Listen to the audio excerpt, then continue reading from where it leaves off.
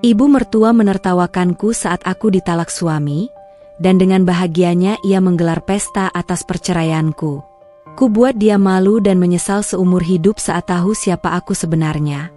Tawanya akan aku ubah menjadi duka.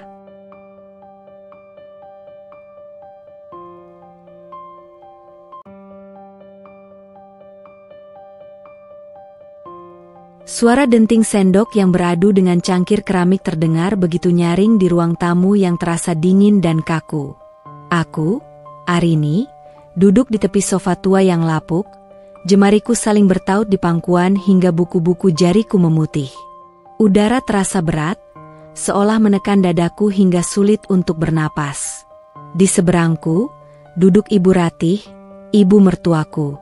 Matanya yang tajam, serupa elang yang mengincar mangsa, tak pernah lepas menatapku. Setiap gerakannya penuh dengan penghinaan yang tak terselubung. Ia menyesap tehnya dengan anggun, bibirnya yang dipoles lipstik merah menyala membentuk senyum sinis yang menusuk. Di sebelahnya, suamiku, Bagas, duduk dengan kepala tertunduk. Pria yang dulu mengucapkan janji suci untuk melindungiku, kini tampak seperti boneka tak bernyawa yang dikendalikan sepenuhnya oleh ibunya. Ia tak berani menatap mataku. Punggungnya yang biasanya tegap kini membungkuk, seolah menanggung beban rasa bersalah. Atau mungkin, kepengecutan. Jadi, sudah kamu pikirkan baik-baik, Gas? Suara Ibu Ratih memecah keheningan.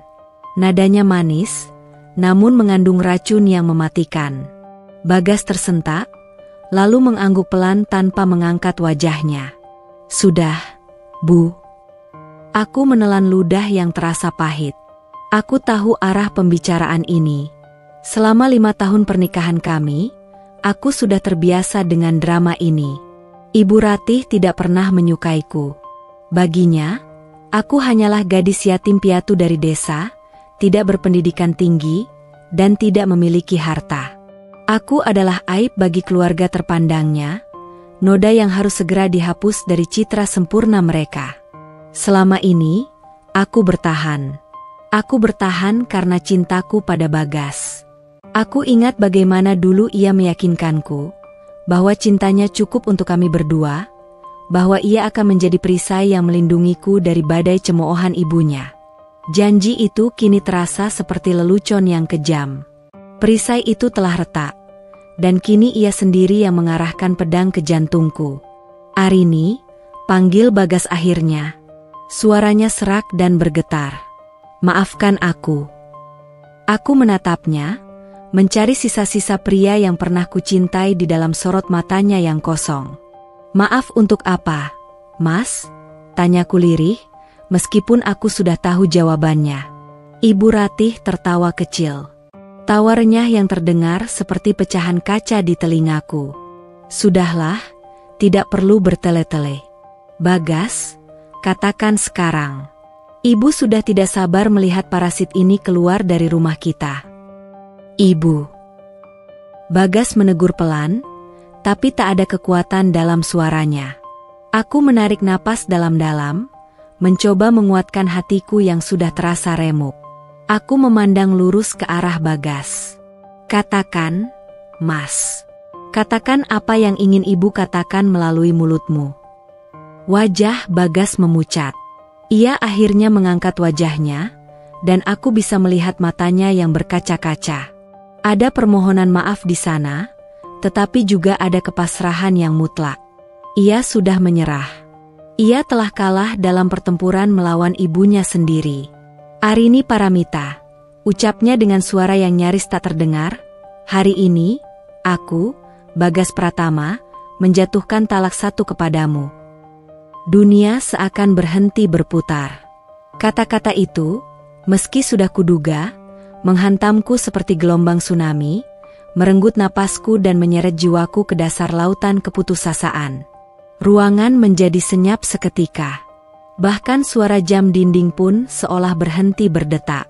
Aku hanya bisa mendengar deru darah di telingaku. Dan kemudian, di tengah keheningan yang memekakan itu, terdengar suara tawa. Bukan tawa kecil atau senyum sinis. Itu adalah tawa lepas penuh kemenangan dari Ibu Ratih. Ia tertawa terbahak-bahak, kepalanya mendongak ke belakang, seolah baru saja menyaksikan pertunjukan komedi paling lucu di dunia. Tawa itu menggema di seluruh ruangan, memantul di dinding-dinding yang menjadi saksi bisu perjuanganku selama ini. Tawa yang merayakan kehancuran hidupku. Akhirnya, serunya di sela tawanya, sambil menepuk-nepuk pundak putranya. Bagus, Bagas, kamu akhirnya menjadi pria sejati. Ibu bangga padamu. Air mataku yang sedari tadi kutahan akhirnya luruh. Bukan karena talak dari Bagas, tapi karena tawa itu. Tawa yang begitu kejam, begitu merendahkan, seolah seluruh penderitaanku selama 5 tahun ini adalah hiburan baginya. Aku menatapnya dengan pandangan nanar. Wanita itu menyeka air mata kebahagiaan di sudut matanya, lalu menatapku dengan tatapan penuh kemenangan. Kau dengar itu, Arini? Kau bukan lagi siapa-siapa di sini. Cepat kemasi barang-barang rombengmu dan pergi dari rumah ini. Jangan bawa apapun kecuali pakaian yang melekat di badanmu. Semua yang ada di sini dibeli dengan uang anakku, katanya dengan angkuh. Aku tidak menjawab. Lidahku keluh, hatiku beku. Aku hanya bisa menatap kosong pada 2 orang yang telah menghancurkan hidupku. Bagas kembali menunduk, tak sanggup melihatku. Ia membiarkan ibunya menghinaku tanpa pembelaan sedikitpun. Di tengah rasa sakit yang melumpuhkan, sesuatu yang lain mulai tumbuh di dalam diriku. Sebuah benih kecil yang dingin dan keras. Itu bukan lagi kesedihan. Itu adalah kemarahan. Kemarahan yang membara melihat tawa kemenangan di wajah ibu mertuaku. Aku berdiri perlahan. Kakiku gemetar, tapi aku memaksa diriku untuk tetap tegak. Aku tidak akan memberinya kepuasan melihatku terpuruk dan menangis meraung-raung di hadapannya. Aku menatap lurus ke mata Ibu Ratih, membiarkan ia melihat kehancuran di mataku, tetapi juga percikan api yang mulai menyala di sana. Tawa Anda hari ini, Bu, desisku dengan suara bergetar karena emosi yang tertahan, terdengar sangat merdu. Ia mengangkat alisnya, terkejut dengan responsku. Tentu saja, ini adalah hari paling membahagiakan untukku. Aku tersenyum tipis, senyum yang sama sekali tidak mencapai mataku. Nikmatilah selagi bisa.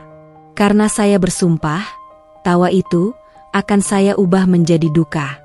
Anda akan menyesal telah menertawakan orang yang salah. Anda dan putra kesayangan Anda akan membayar setiap tetes air mata saya hari ini. Setelah mengucapkan kata-kata itu, aku berbalik. Tanpa menoleh lagi, aku berjalan menuju kamar, mengabaikan tatapan kaget Ibu Ratih dan wajah pucat Bagas. Setiap langkah terasa berat, namun di dalam hatiku, sumpah itu telah terpatri. Tawanya masih terngiang di telingaku, bukan lagi sebagai sumber sakit, tetapi sebagai bahan bakar. Bahan bakar untuk sebuah pembalasan yang tidak akan pernah mereka lupakan seumur hidup. Mereka belum tahu siapa Arini Paramita sebenarnya. Tapi sebentar lagi, mereka akan tahu. Dan pada saat itu, semua sudah terlambat. Langkah kakiku terasa berat saat menaiki anak tangga menuju kamar, tempat yang selama 5 tahun ini kusebut sebagai rumah. Punggungku terasa perih, seolah bisa merasakan tatapan penuh kemenangan dari Ibu Ratih yang mengawasiku dari ruang tamu. Gema tawanya masih berputar-putar di kepalaku, sebuah melodi kejam yang membakar sisa-sisa hatiku yang telah hancur. Aku menggigit bibir bawahku begitu keras, hingga aku bisa merasakan anyir darah, rasa sakit fisik yang setidaknya bisa mengalihkan sejenak rasa sakit di batinku. Pintu kamarku buka perlahan. Aroma familiar langsung menyergapku, campuran wangi melati dari pengharum ruangan yang selalu kusukai dan aroma maskulin dari parfum Bagas yang tertinggal di udara. Kamar ini adalah saksi bisu perjalanan kami. Di sini kami berbagi tawa, di sini aku menenangkannya saat ia lelah pulang kerja, dan di sini pula aku sering menangis dalam diam saat kata-kata tajam ibunya kembali terngiang. Mataku tertuju pada sebuah bingkai foto perak di atas nakas. Foto pernikahan kami. Bagas tersenyum lebar, matanya berbinar penuh cinta menatapku. Aku di sebelahnya, dengan gaun kebaya putih sederhana, membalas senyumnya dengan rona bahagia yang tulus. Siapa sangka, pria dalam foto itu, pria yang berjanji akan selalu berada di sisiku, kini telah melepasku hanya dengan satu kalimat singkat di bawah tekanan ibunya. Tangan ini meraih bingkai itu, jari-jariku mengusap kaca dingin yang menutupi wajah kami yang tersenyum. Sebuah kebohongan yang indah. Dengan gerakan pelan namun pasti, aku membalik bingkai foto itu hingga menghadap ke dinding. Aku tidak perlu lagi melihat ilusi masa lalu. Aku membuka lemari pakaian. Di satu sisi, tergantung rapi kemeja dan celana kerja Bagas. Di sisi lain, pakaian-pakaian sederhanaku. Beberapa gaun, blus, dan gamis yang kubeli dari hasil menabung sedikit demi sedikit uang belanja yang diberikan Bagas. Ibu Rati benar, semua ini dibeli dengan uang putranya. Aku tidak akan membawa satu helai pun barang yang bisa mereka klaim sebagai milik mereka. Tanganku bergerak, mengambil sebuah tas kain lusuh dari dasar lemari. Tas yang kubawa dari desa 5 tahun lalu. Aku membukanya. Di dalamnya, hanya ada beberapa barang yang benar-benar milikku. Selembar foto hitam putih kedua orang tuaku yang telah tiada, sebuah Al-Quran kecil peninggalan nenek, dan beberapa helai pakaian lama yang sudah pudar warnanya. Hanya itu. Hanya itu harta yang kumiliki sebelum memasuki rumah ini. Dan hanya itu pula yang akan kubawa pergi. Tiba-tiba, pintu kamar terbuka kasar. Ibu Rati berdiri di ambang pintu, melipat tangan di dada dengan angkuh. Matanya mengamati tasku yang hampir kosong dengan tatapan jijik. Hanya itu barang rombengmu? Ceka, Ca. 5 tahun di sini, kau bahkan tidak bisa mengumpulkan harta apapun. Benar-benar parasit tak berguna, cibirnya. Aku tidak menoleh. Aku tetap fokus memasukkan barang-barangku yang sedikit itu ke dalam tas. Keheninganku sepertinya membuatnya semakin marah. Kau tahu, Bagas sudah tidak sabar. Fiona akan datang berkunjung malam ini. Dia gadis yang jauh lebih pantas untuknya. Cantik, kaya, dari keluarga terpandang. Tidak sepertimu, yang asal-usulnya saja tidak jelas. Lanjutnya, setiap kata sengaja ia tajamkan untuk menusukku. Fiona. Jadi itu namanya? Nama wanita yang menjadi alasan Bagas begitu mudah melepasku. Aku berhenti sejenak, tanganku mencengkeram kain gamis lamaku. Aku menarik napas panjang, mengumpulkan seluruh kekuatan yang tersisa, lalu berbalik menghadapnya. Aku memasang ekspresi setenang mungkin. Semoga mereka bahagia, ucapku datar. Reaksi dinginku jelas di luar dugaannya. Ia tampak sedikit terkejut sebelum seringai jahat kembali menghiasi wajahnya. Oh, tentu saja mereka akan bahagia. Terutama setelah rumah ini bersih dari energi negatifmu. Cepatlah pergi. Aku tidak mau Fiona melihat wajah menyedihkanmu di sini. Aku mengangguk sekali. Kuambil sebuah kotak perhiasan kecil dari laci meja rias. Isinya adalah kalung, gelang, dan cincin emas pemberian Bagas selama kami menikah. Aku meletakkannya di atas tempat tidur, di sisi yang biasa Bagas tiduri. Apa yang kau lakukan? Tanya Ibu Rati curiga. Ini semua bukan milik saya, jawabku singkat. Saya hanya akan membawa apa yang menjadi hak saya. Aku menutup tas kainku, menyandangnya di bahu, lalu berjalan melewatinya tanpa sepatah kata pun. Ia mendengus, jelas tidak puas karena tidak mendapatkan reaksi tangisan histeris yang ia harapkan. Saat aku menuruni tangga, aku melihat Bagas masih duduk di posisi yang sama, terpaku di sofa. Ia menatapku dengan pandangan yang sulit diartikan, campuran antara rasa bersalah, penyesalan, dan ketidakberdayaan. Ia ingin mengatakan sesuatu, bibirnya sedikit terbuka, tapi tak ada suara yang keluar. Aku berhenti tepat di hadapannya. Jaga dirimu baik-baik, Mas, hanya itu yang bisa kuucapkan. Bukan karena aku masih peduli, tapi sebagai ucapan selamat tinggal untuk pria yang pernah menjadi imam dalam hidupku. Aku berbalik dan berjalan menuju pintu keluar, tidak menoleh lagi. Aku bisa mendengar langkah kaki Ibu Ratih mengikutiku, memastikan aku benar-benar pergi. Saat tanganku menggapai gagang pintu, ponsel di sakuku bergetar. Sebuah pesan masuk. Aku mengabaikannya dan terus melangkah keluar dari rumah yang penuh kenangan pahit itu. Di luar, terik matahari siang seolah mengejek kesuramanku. Aku berdiri sejenak di depan gerbang yang menjulang tinggi, gerbang yang pernah kumasuki dengan harapan dan cinta, dan kini kutinggalkan dengan kehampaan dan luka. Aku benar-benar sendirian. Tanganku kembali merogoh saku, bukan untuk melihat pesan tadi, tapi untuk mengambil sebuah ponsel kecil yang sudah usang. Ponsel model lama tanpa kamera, yang selama ini kusimpan di dasar tasku, tersembunyi dari semua orang. Baterainya selalu terisi penuh, untuk keadaan darurat. Dan hari ini, adalah keadaan darurat itu. Aku menekan satu nomor dari panggilan cepat. Hanya butuh 2 dering sebelum seseorang di seberang sana menjawab. Halo? Suara berat dan tenang seorang pria paruh baya terdengar.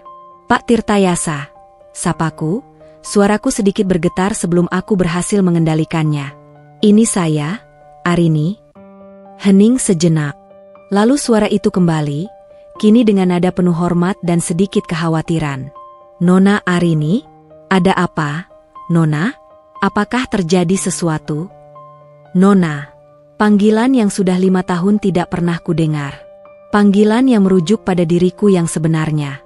Permainannya sudah selesai, Pak, kataku dengan suara dingin yang bahkan mengejutkan diriku sendiri. Saya ingin pulang sekarang. Jemput saya. Baik, Nona. Mohon kirimkan lokasi Anda. Saya akan segera tiba. Aku menutup telepon, mengirimkan lokasiku, lalu memasukkan kembali ponsel itu ke dalam tas. Sambil menunggu, rasa penasaran membuatku akhirnya membuka ponsel yang satu lagi untuk membaca pesan yang masuk tadi. Pesan itu dari nomor Bagas, tapi aku tahu 100% siapa penulisnya. Isinya, jangan lupa bersyukur, Arini. Kami sekeluarga akan mengadakan acara syukuran dan pesta kecil malam ini untuk merayakan kepergianmu.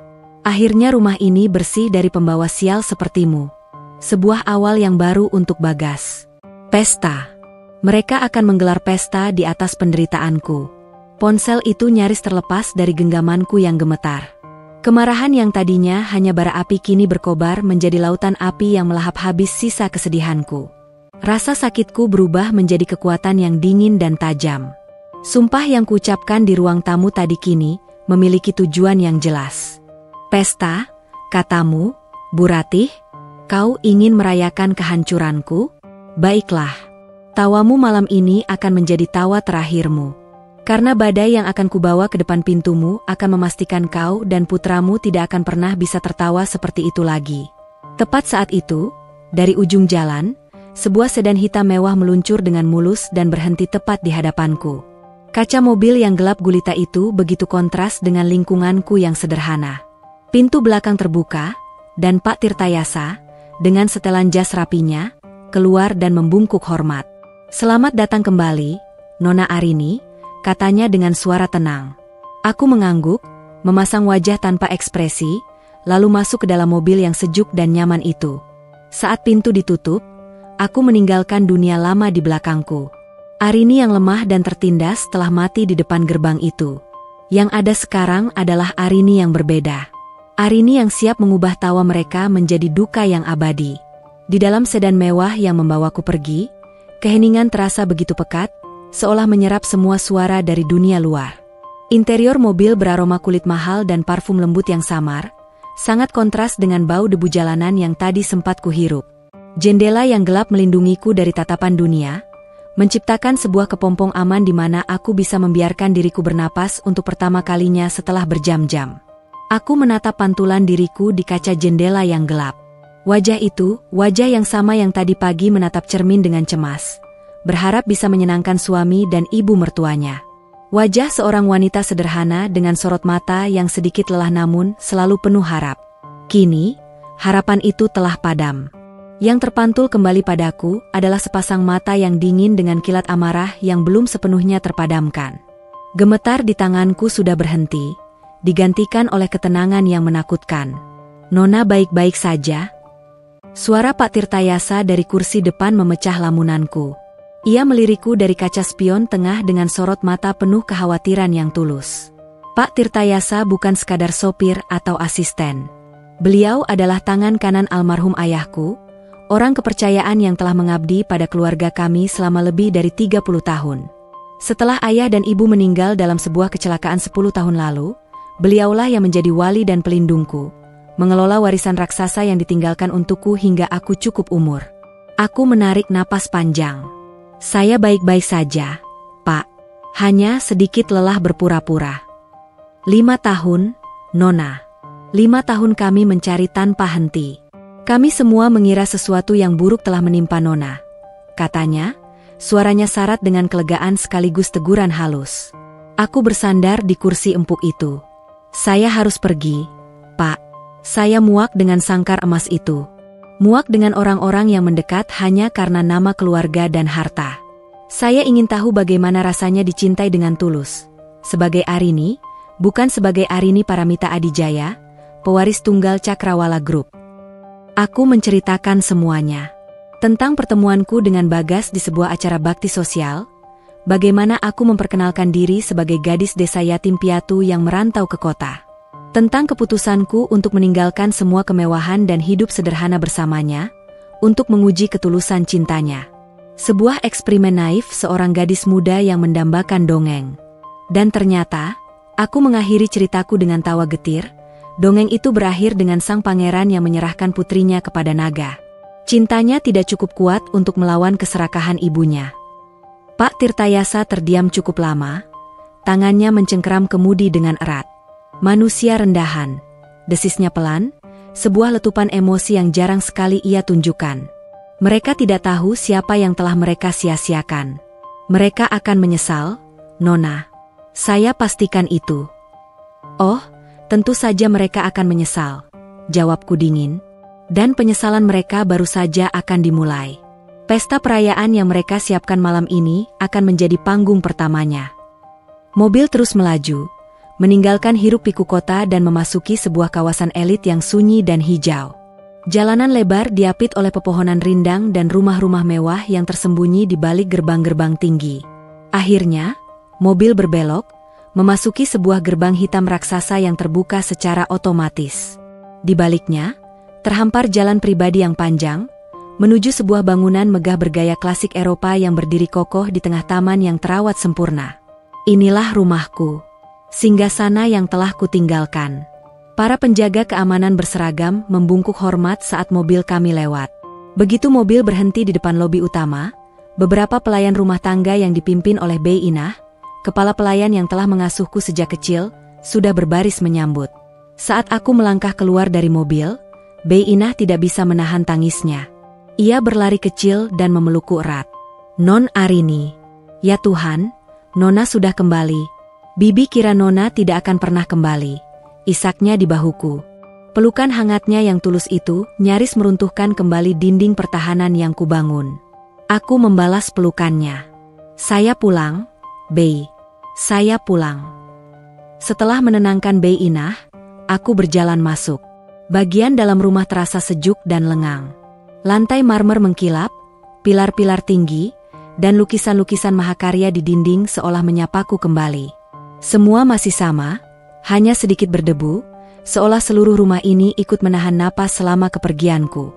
Tanpa banyak bicara, aku langsung menaiki tangga spiral megah menuju kamarku di lantai 2. Kamarku lebih mirip sebuah suite apartemen mewah. Sebuah pintu kayu jati besar terbuka, menampakkan ruangan luas dengan tempat tidur berkanopi, area duduk dengan sofa bludru, dan pintu kaca besar yang menuju ke balkon pribadi dengan pemandangan taman. Semuanya tersimpan rapi, seolah aku baru saja meninggalkannya kemarin.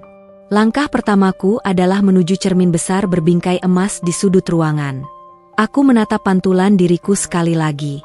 Wanita di cermin ini mengenakan gamis kusam dan jilbab sederhana. Wajahnya pucat dan matanya sembab. Ini adalah Arini, istri Bagas yang terbuang. Dengan gerakan lambat, aku melepaskan jilbabku, membiarkan rambutku yang hitam panjang tergerai hingga ke pinggang. Lalu, aku melepaskan gamis yang terasa asing di tubuhku. Aku meninggalkannya teronggok di lantai, sebuah simbol dari kehidupan yang telah kutinggalkan. Aku melangkah ke kamar mandi, menyalakan pancuran air hangat dan membiarkannya mengguyur tubuhku, seolah mencoba membilas semua kepahitan dan penghinaan selama 5 tahun terakhir. Aku menggosok kulitku hingga memerah, berharap bisa menghapus semua jejak kehidupan lamaku. 45 menit kemudian, aku keluar dengan jubah mandi sutra.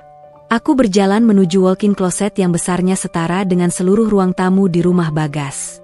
Deretan gaun, setelan kerja, sepatu, dan tas dari berbagai merek desainer ternama dunia tergantung rapi, terbungkus plastik pelindung.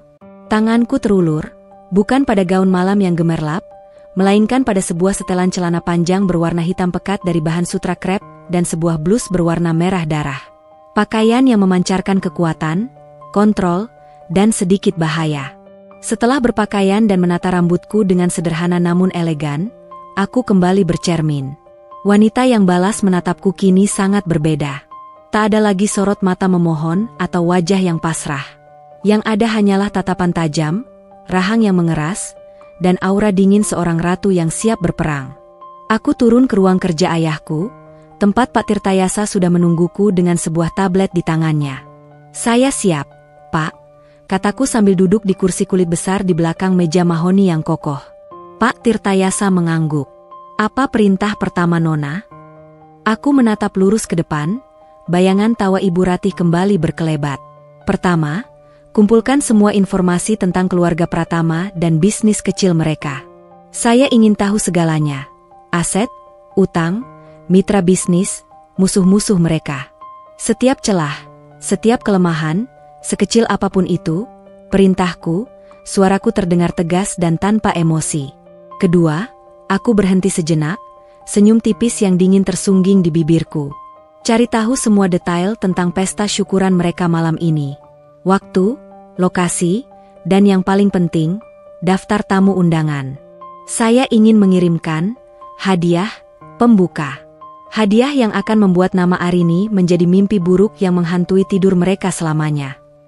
Ruang kerja almarhum ayahku, yang tadinya terasa lengang dan sunyi, kini telah berubah menjadi pusat komando. Aroma kopi hitam yang pekat menguar di udara, bercampur dengan wangi kertas dan kayu dari perabotan antik. Aku duduk di kursi utama, kursi yang dulu menjadi singgasana ayahku dalam membangun imperium bisnisnya. Di hadapanku, di atas meja mahoni yang luas, Pak Tirtayasa meletakkan sebuah tablet dan dengan beberapa kali sentuhan, sebuah layar besar di dinding menyala, menampilkan bagan dan data yang tersusun rapi. Kecepatan kerja tim Cakrawala Group sungguh di luar dugaan. Kurang dari 3 jam sejak perintahku, mereka telah berhasil menguliti keluarga Pratama hingga ke tulang-tulangnya. Sesuai permintaan Nona Arini, Pak Tirtayasa memulai presentasinya dengan suara yang tenang dan efisien. "Ini adalah hasil investigasi awal tim kami terhadap keluarga Pratama." Di layar, muncul logo sebuah perusahaan konstruksi kelas menengah, PT Pratama Karya.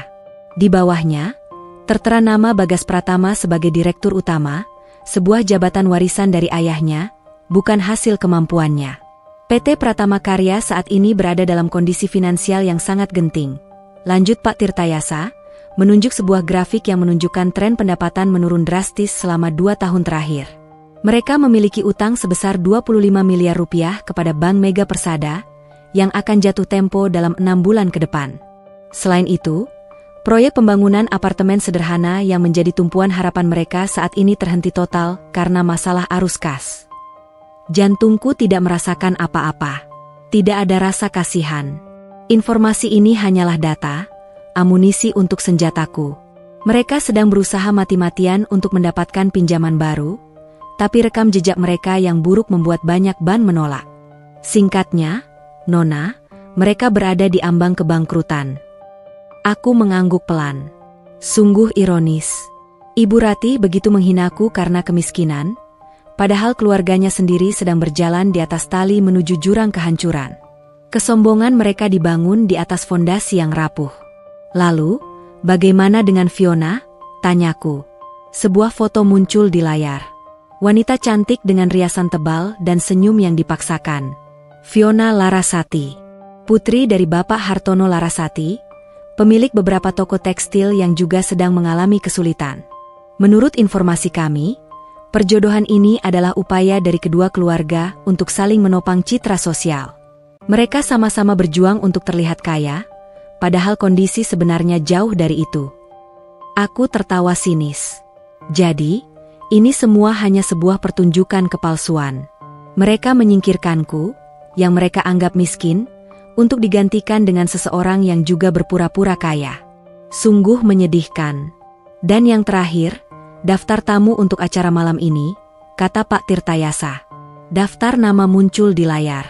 Sebagian besar adalah rekan bisnis skala kecil, kerabat jauh, dan beberapa nama pejabat lokal tingkat rendah. Terlihat jelas ambisi Ibu Ratih untuk pamer. Ia mengundang orang-orang yang ia harap bisa mengangkat status sosialnya. Sempurna, desisku. Aku bangkit dari kursi, berjalan mondar-mandir di depan jendela besar yang menghadap ke taman. Pikiranku bekerja dengan cepat, merangkai setiap keping informasi menjadi sebuah strategi serangan yang mematikan. Sementara itu, di sebuah rumah di belahan kota yang lain, suasana riuh rendah penuh dengan persiapan. Ibu Ratih, dengan kaftan mewahnya yang berkilauan, berjalan hilir mudik seperti seorang ratu, meneriakkan perintah kepada para petugas catering. Ingat, ya, penataannya harus mewah. Jangan sampai terlihat murahan. Tamu-tamuku bukan orang sembarangan. Rumah yang tadinya terasa sesak, kini disulap dengan dekorasi bunga dan lampu-lampu yang berlebihan, mencoba menciptakan kesan kemewahan yang palsu. Di sofa ruang tamu, Fiona duduk dengan anggun, sesekali tertawa mendengar lelucon Ibu Ratih. Tante senang sekali akhirnya kamu yang akan jadi menantu tante. Kamu itu paket lengkap, Fiona. Cantik, modern, dari keluarga baik-baik. Bagas pasti akan jauh lebih sukses bersamamu. Puji Ibu Ratih sambil mengusap lembut lengan calon menantu barunya. Bagas, yang baru saja selesai bersiap di kamarnya, berdiri di puncak tangga, mengamati pemandangan itu. Ia mengenakan kemeja batik sutra terbaiknya, namun wajahnya tampak kusam. Seharusnya ia bahagia. Ia telah menuruti semua keinginan ibunya. Ia akan memulai hidup baru dengan wanita yang dianggap lebih sepadan. Tapi hatinya terasa kosong. Bayangan wajah Arini saat ia mengucapkan talak, tatapan terluka namun penuh harga diri, terus menghantuinya. Dan kata-kata terakhir Arini, tawa Anda akan saya ubah menjadi duka. Bagas menggelengkan kepala, mencoba mengusir pikiran itu. Mungkin itu hanya gertakan seorang wanita yang patah hati. Arini tidak punya apa-apa. Apa yang bisa ia lakukan? Bagas, sini, nak, temani Fiona, panggil ibunya, membuyarkan lamunannya. Dengan langkah gontai, ia menuruni tangga dan memaksakan seulas senyum. Ia duduk di samping Fiona, mencoba terlibat dalam obrolan ringan mereka, namun pikirannya melayang entah kemana. Ia merasa seperti aktor dalam sebuah drama yang naskahnya tidak ia inginkan. Kembali di ruang komando, aku telah selesai menyusun rencanaku. Aku kembali duduk di kursiku, menatap Pak Tirtayasa dengan sorot mata yang tajam dan penuh keyakinan. Pak, ini yang akan kita lakukan, ujarku dengan suara yang mantap. Pertama, segera hubungi Dewan Direksi Bank Mega Persada. Atur pertemuan darurat atas namaku. Sampaikan bahwa Cakrawala Group, melalui salah satu anak perusahaannya, akan membeli lunas seluruh portofolio utang PT Pratama Karya. Saya ingin surat pengalihan utang itu sudah ada di meja saya besok pagi. Mulai besok, mereka akan berutang kepada saya. Pak Tirtayasa mencatat dengan cepat, matanya berbinar melihat langkah berani yang kuambil. Ini adalah catur, dan aku baru saja mengambil alih kuda lawan. Kedua, untuk malam ini, senyum dingin kembali tersungging di bibirku. Saya ingin Bapak memesan karangan bunga duka cita.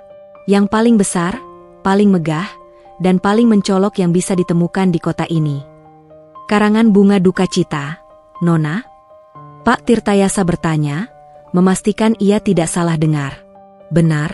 Atas nama pengirim, seluruh jajaran direksi dan karyawan Cakrawala Group. Pak Tirtayasa tertegun sejenak, lalu sebuah senyum tipis tersungging di wajahnya. Ia mulai mengerti arah permainanku. Sertakan kartu ucapan di dalamnya. Lanjutku.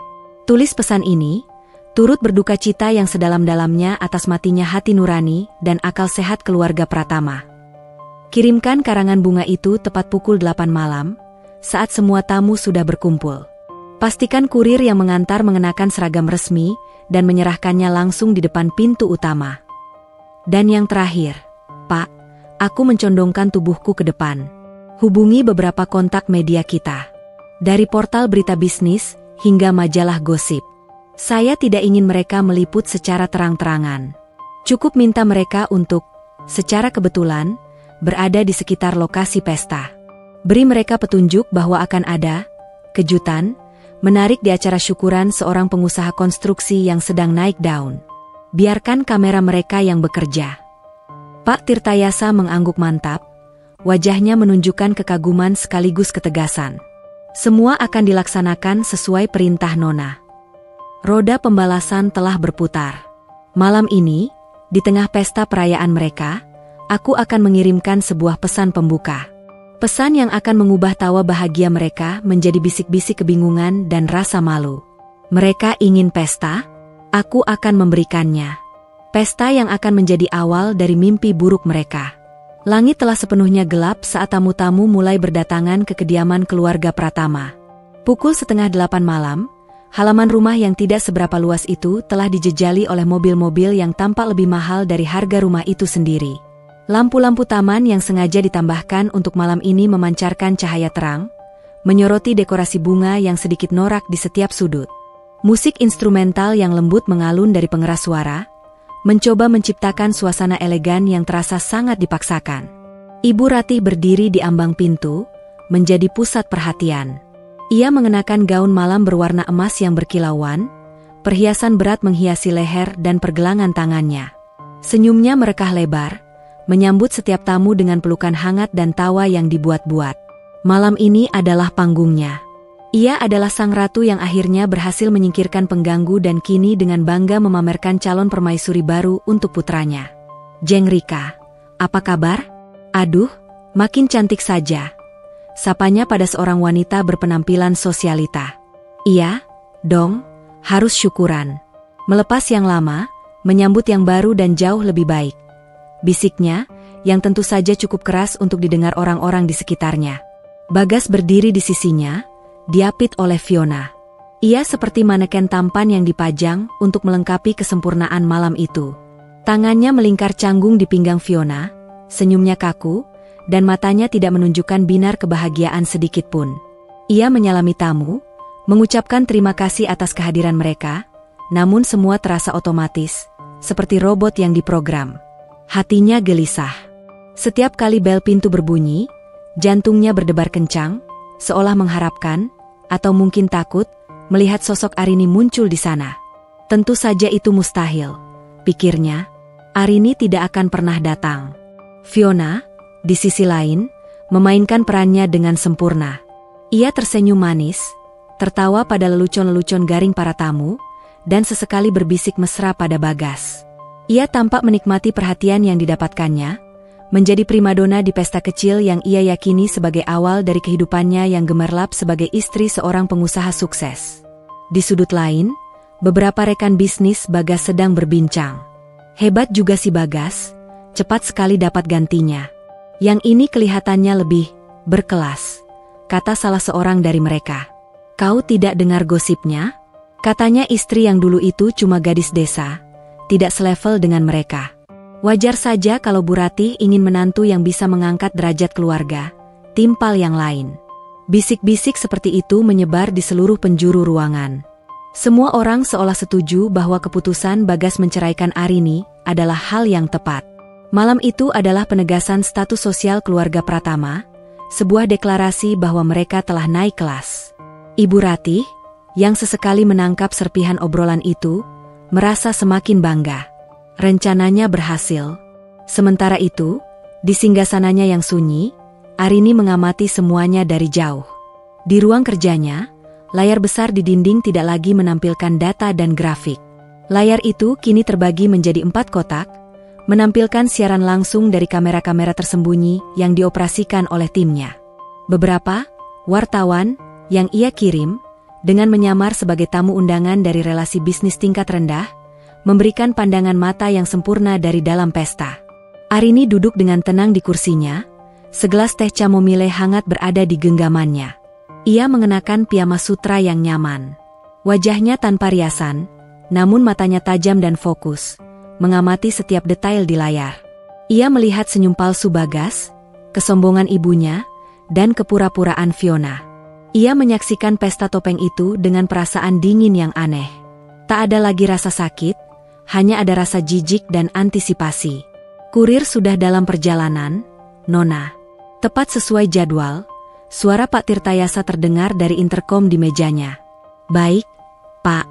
Pastikan semuanya berjalan lancar, jawab Arini tanpa mengalihkan pandangan dari layar. Ia melihat jam digital di sudut layar. Pukul 19.58, 2 menit lagi. Di rumah Pratama, Ibu Ratih mengangkat gelasnya, meminta perhatian semua tamu. Musik berhenti, dan semua mata tertuju padanya. Selamat malam, Bapak, Ibu, dan sahabat-sahabat semua. Suaranya terdengar nyaring dan penuh percaya diri. Terima kasih atas kehadirannya di acara syukuran kecil kami. Malam ini adalah malam yang sangat membahagiakan.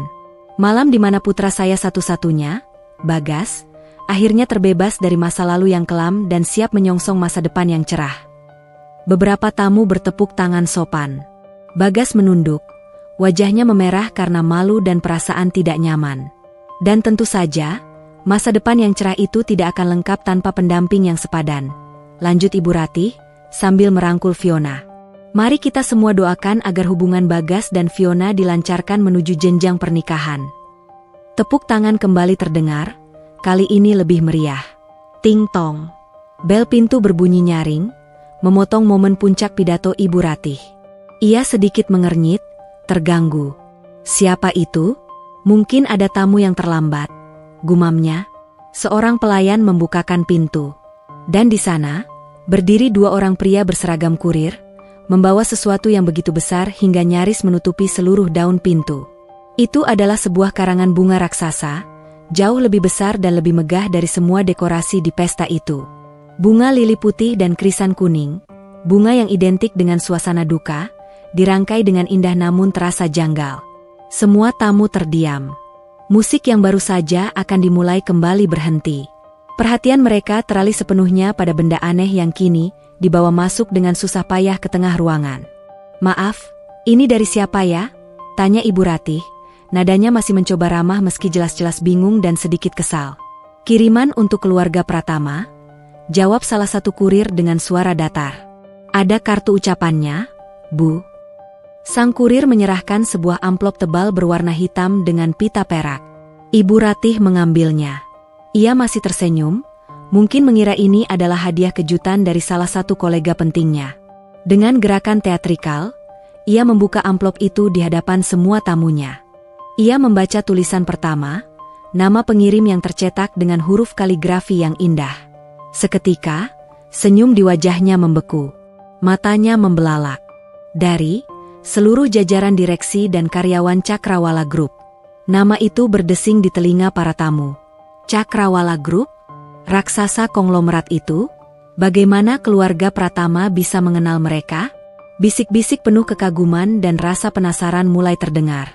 Ibu Ratih, meski terkejut, merasakan gelombang kebanggaan. Ini pasti sebuah pertanda baik. Dengan tangan sedikit gemetar karena kegirangan, ia melanjutkan membaca pesan di bawahnya. Dan saat itulah, dunianya runtuh. Wajahnya yang tadinya berseri-seri berubah menjadi pucat pasi. Tangannya gemetar hebat, dan kartu ucapan itu jatuh dari genggamannya, melayang dan mendarat di lantai marmer. Seorang tamu yang berdiri di dekatnya memungut kartu itu dan membacanya dengan suara keras, didorong oleh rasa penasaran. Turut berduka cita yang sedalam-dalamnya atas matinya hati nurani dan akal sehat keluarga Pratama. Hening. Keheningan yang total dan absolut menyelimuti ruangan. Tawa, musik, dan bisik-bisik lenyap seketika. Semua mata kini tertuju pada karangan bunga duka cita itu, lalu ke kartu ucapan, dan terakhir ke wajah pucat Ibu Ratih dan Bagas. Pesta perayaan itu, dalam sekejap, telah berubah menjadi sebuah upacara pemakaman harga diri. Hadiah dari Arini telah tiba. Keheningan yang membekukan itu mungkin hanya berlangsung selama 10 detik. Namun rasanya seperti satu keabadian. 10 detik di mana setiap pasang mata di ruangan itu membaca dan membaca ulang kalimat mengerikan di kartu ucapan, mencoba mencerna absurditas dari situasi tersebut. Sebuah karangan bunga duka cita raksasa dari salah satu konglomerat terbesar di Asia, dengan pesan yang begitu personal dan menghina, di tengah sebuah pesta syukuran.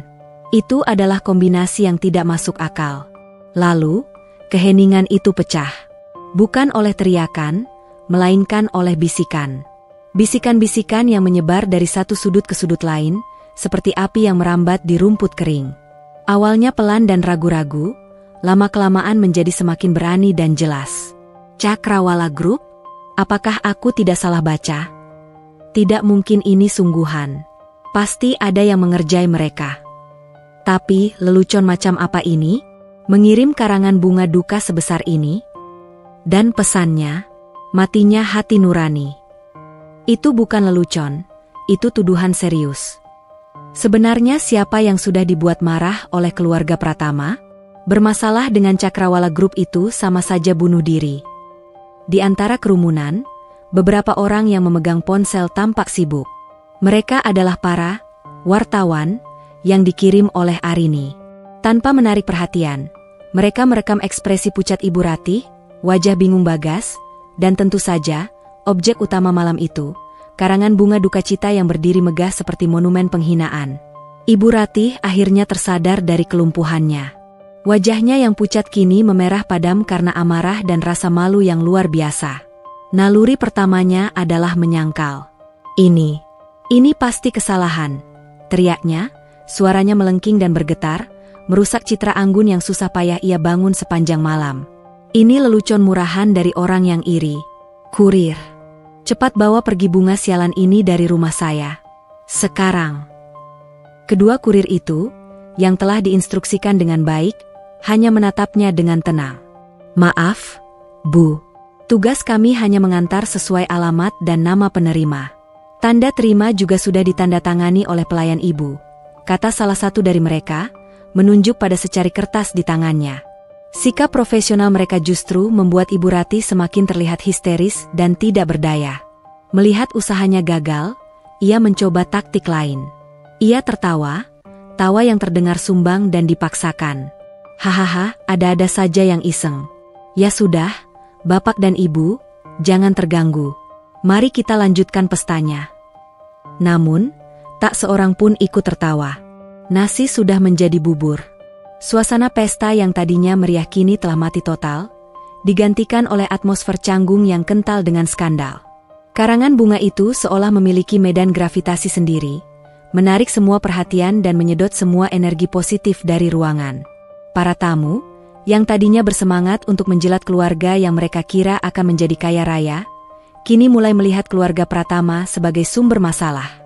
Mereka mulai mencari jalan untuk melarikan diri.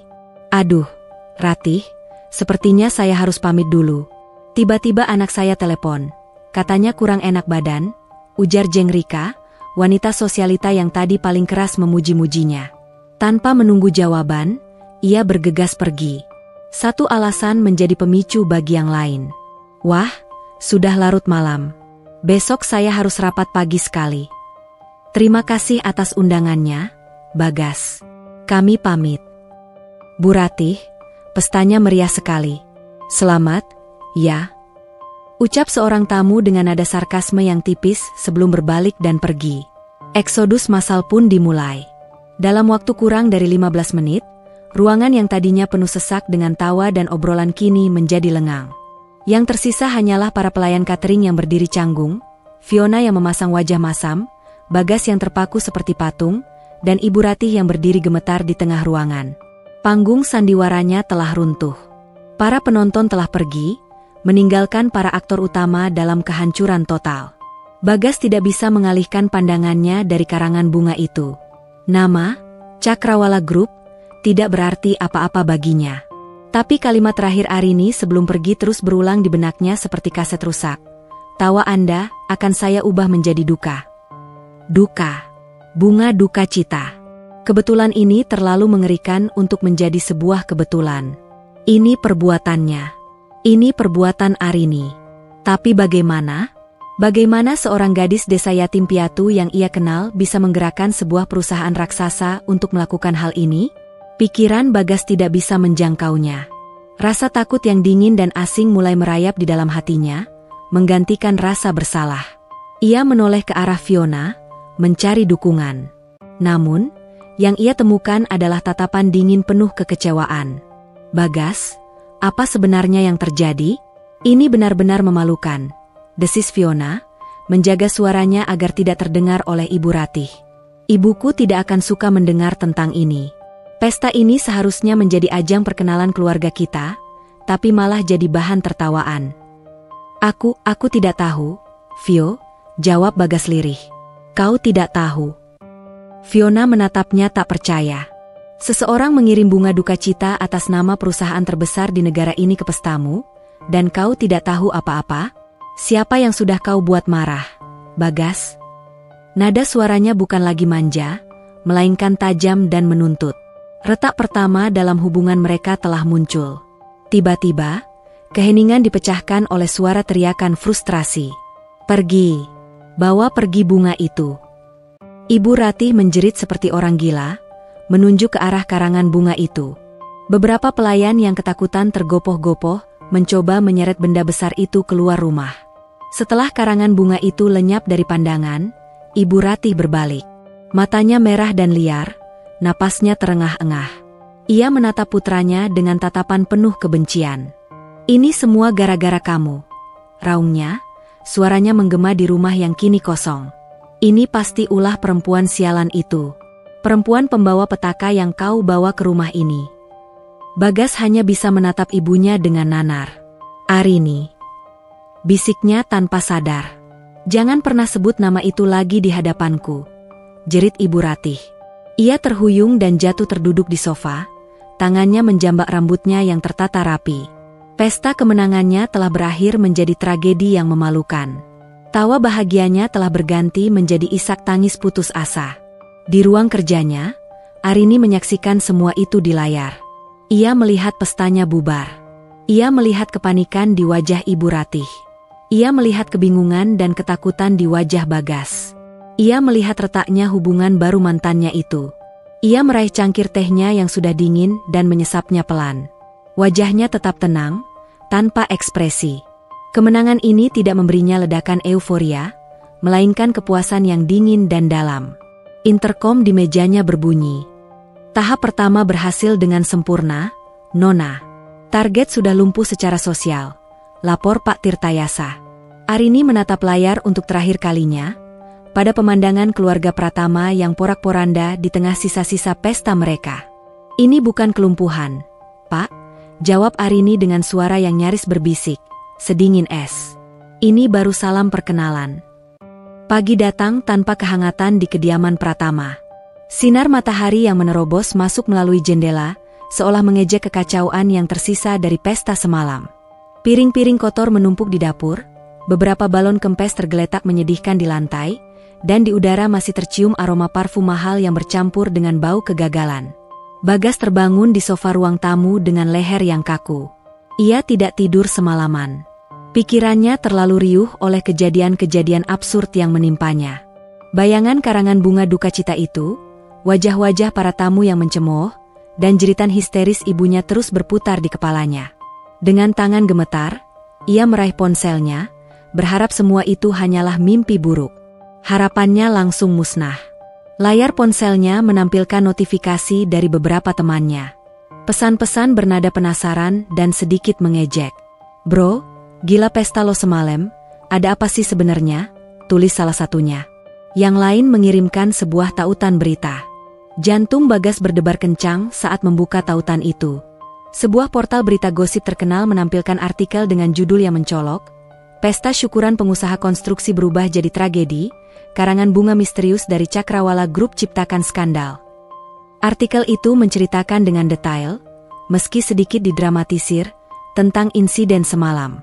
Ada foto karangan bunga duka cita itu, diambil dari sudut yang sangat jelas. Ada pula spekulasi liar tentang alasan dibalik serangan dari Cakrawala Group. Sumber kami menyebutkan bahwa keluarga Pratama kemungkinan telah membuat marah salah satu petinggi Cakrawala Group, tulis artikel itu. Hingga kini, belum ada yang tahu dosa apa yang telah diperbuat oleh pengusaha skala menengah ini, hingga memancing kemarahan seekor naga bisnis. Yang jelas, insiden ini menjadi perbincangan hangat di kalangan elit Jakarta. Wajah Bagas pucat pasi. Aib yang seharusnya hanya disaksikan oleh 50 orang tamu, kini telah menjadi konsumsi publik. Nama keluarganya tercoreng. Reputasinya, yang sedang ia coba bangun, Hancur lebur bahkan sebelum sempat mekar. Bagas. Suara serak ibunya dari arah dapur membuatnya tersentak. Ia menoleh dan melihat Ibu Ratih dengan penampilan yang jauh dari citra ratu sosialitanya. Rambutnya acak-acakan, matanya bengkak, dan ia hanya mengenakan daster lama.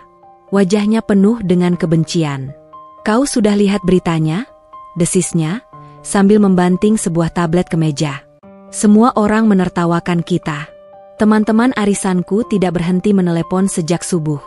Mereka semua bertanya tentang bunga sialan itu. Kau telah menghancurkan nama baik keluarga kita." "Aku tidak tahu apa-apa, Bu," balas Bagas frustrasi. "Bagaimana mungkin aku tahu kenapa Cakrawala Group melakukan ini? Jangan sebut nama perusahaan itu lagi. Aku muak mendengarnya," bentak Ibu Ratih. "Ini semua karena perempuan itu. Perempuan desa pembawa sial itu. Aku yakin dia ada hubungannya dengan ini.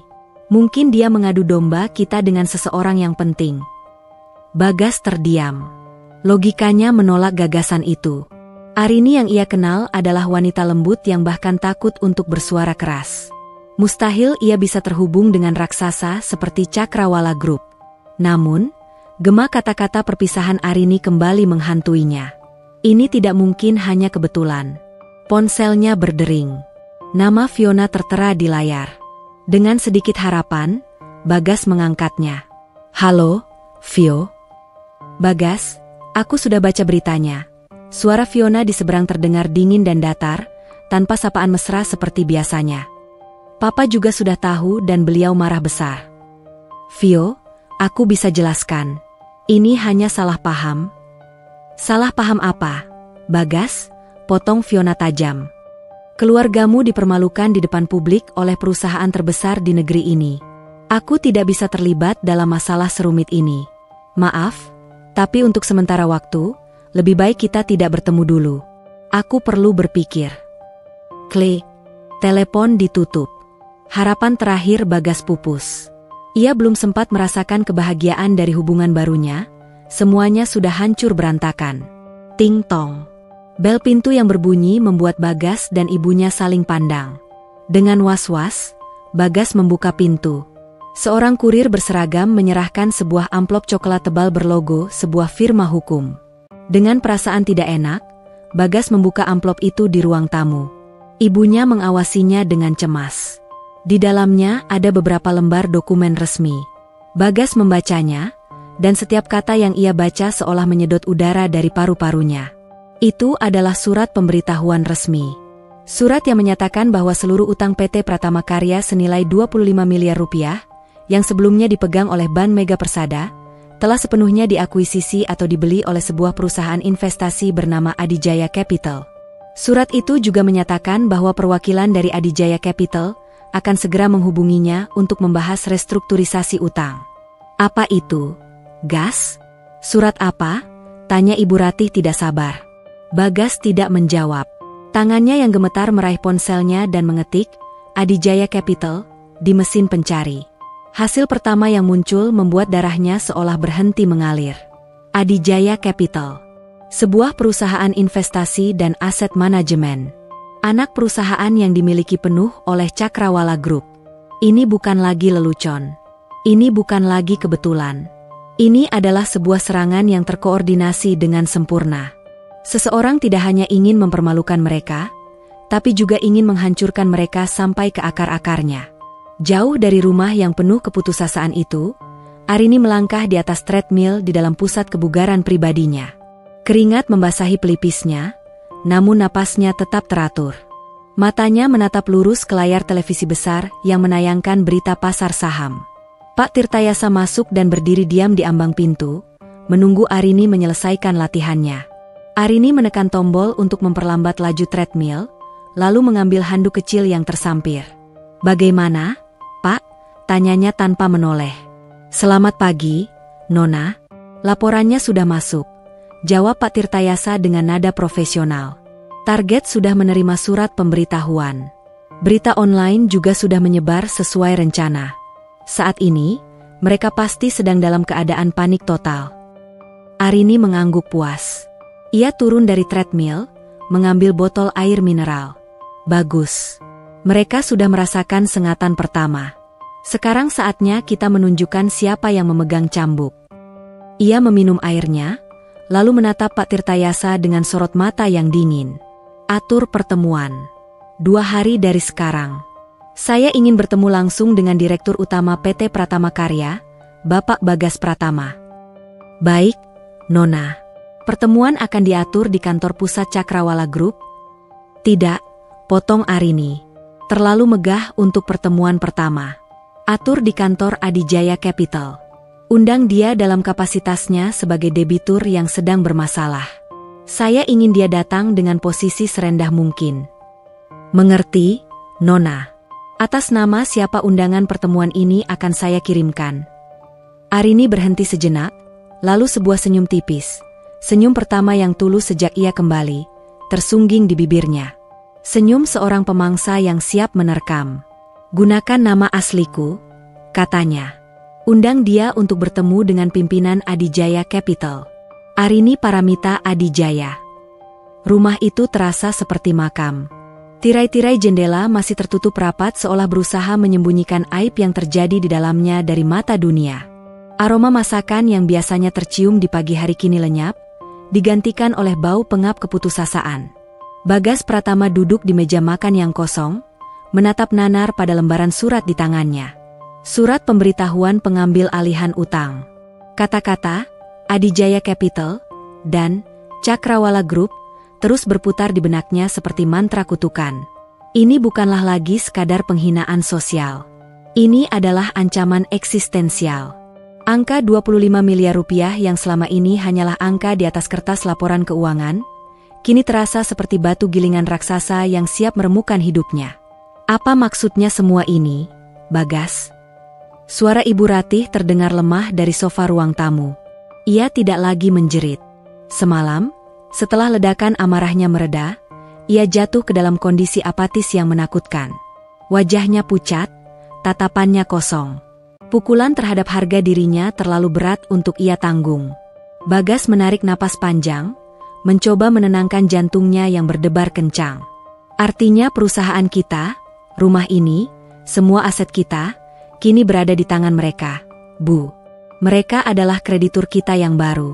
Jika kita tidak bisa membayar, atau jika mereka tidak suka dengan kita, mereka bisa menyita semuanya dalam sekejap. Mata Ibu Ratih membelalak ngeri.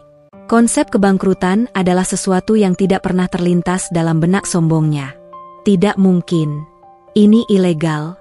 Kita bisa tuntut mereka. Tuntut siapa, Bu? Balas Bagas getir. Menuntut Cakrawala Group? Itu sama saja seperti seekor semut mencoba menuntut gajah yang menginjaknya.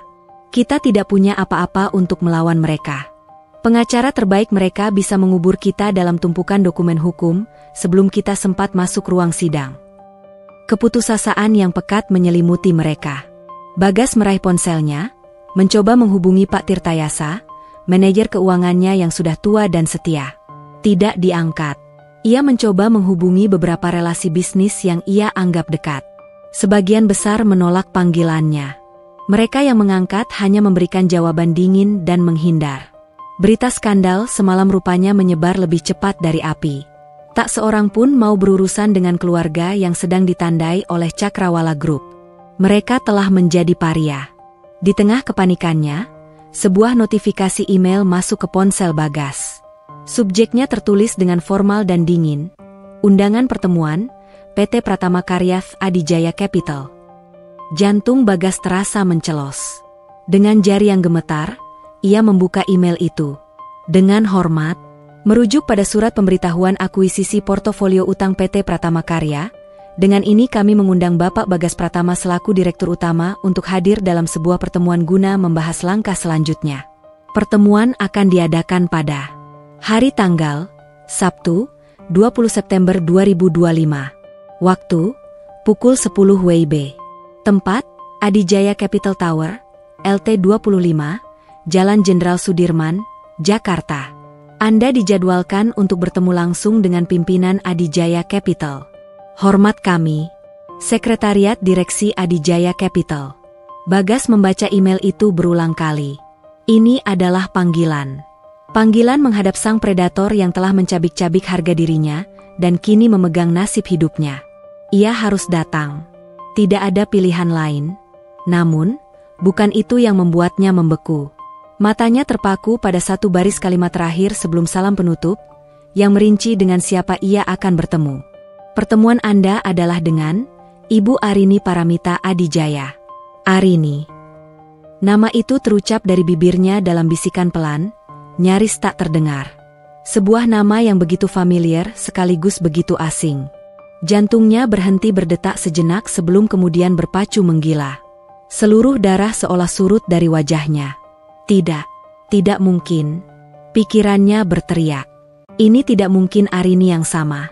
Ariniku. Arini yang kukenal adalah seorang gadis sederhana. Yatim piatu.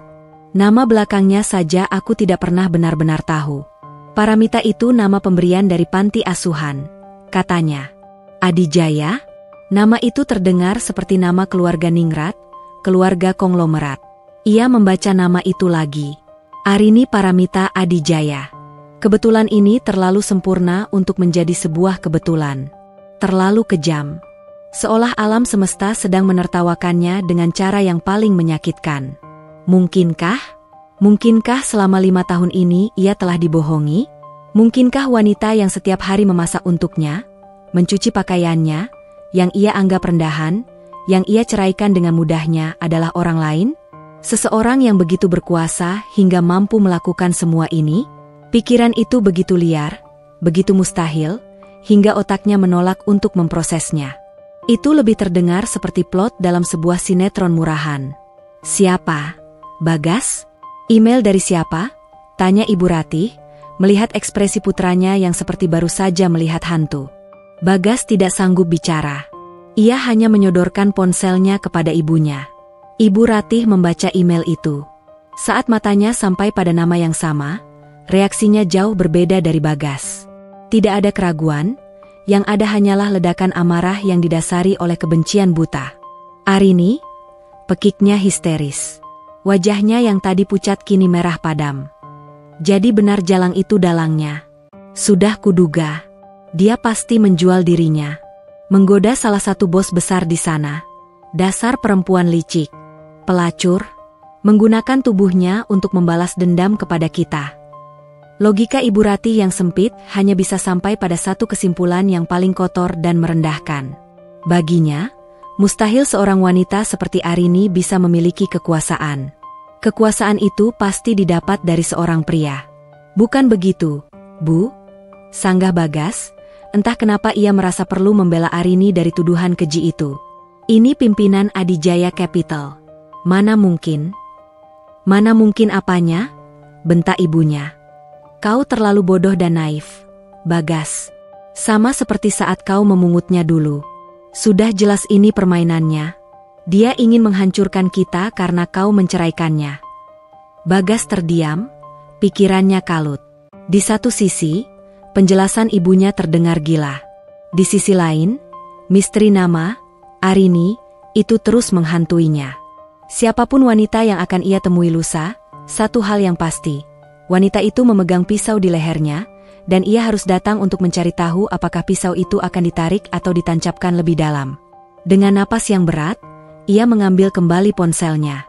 Ia membuka email itu, dan dengan jari-jari yang terasa kaku, ia menekan tombol balas.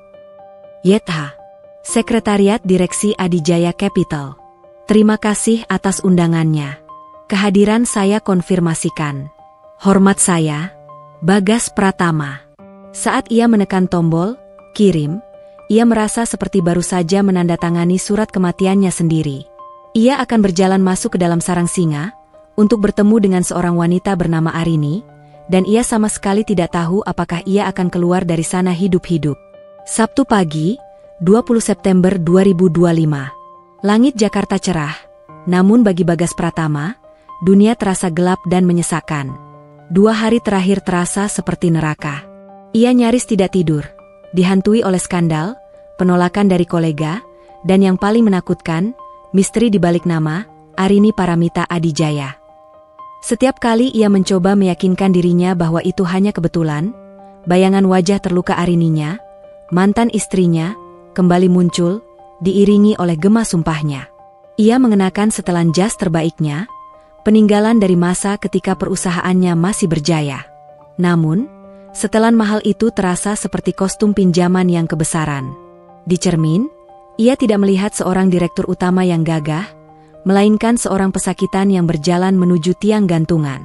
Ibunya menolak untuk mengantarnya, masih tenggelam dalam amarah dan penyangkalannya, menganggap Bagas akan bertemu dengan perempuan jalang yang telah bersekutu dengan iblis. Perjalanan menuju kawasan Sudirman terasa seperti perjalanan terpanjang dalam hidupnya. Gedung-gedung pencakar langit yang menjulang di kiri dan kanan jalan seolah mengejeknya, memamerkan kekuasaan dan kesuksesan yang kini terasa begitu jauh dari jangkauannya. Akhirnya, ia tiba di tujuannya, Adijaya Capital Tower. Bangunan itu sendiri adalah sebuah deklarasi kekuatan. Kaca biru tua yang membungkus fasadnya berkilauan di bawah sinar matahari, menjulang tinggi seolah menusuk langit. Lobi utamanya begitu luas dan megah, dengan lantai marmer Italia dan karya seni abstrak modern yang harganya mungkin bisa menutupi separuh utang perusahaannya.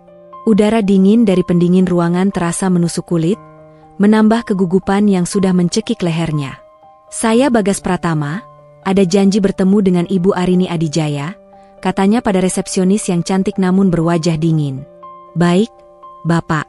Silakan tunggu sebentar," jawab sang resepsionis tanpa senyum, sebelum berbicara pelan ke interkom.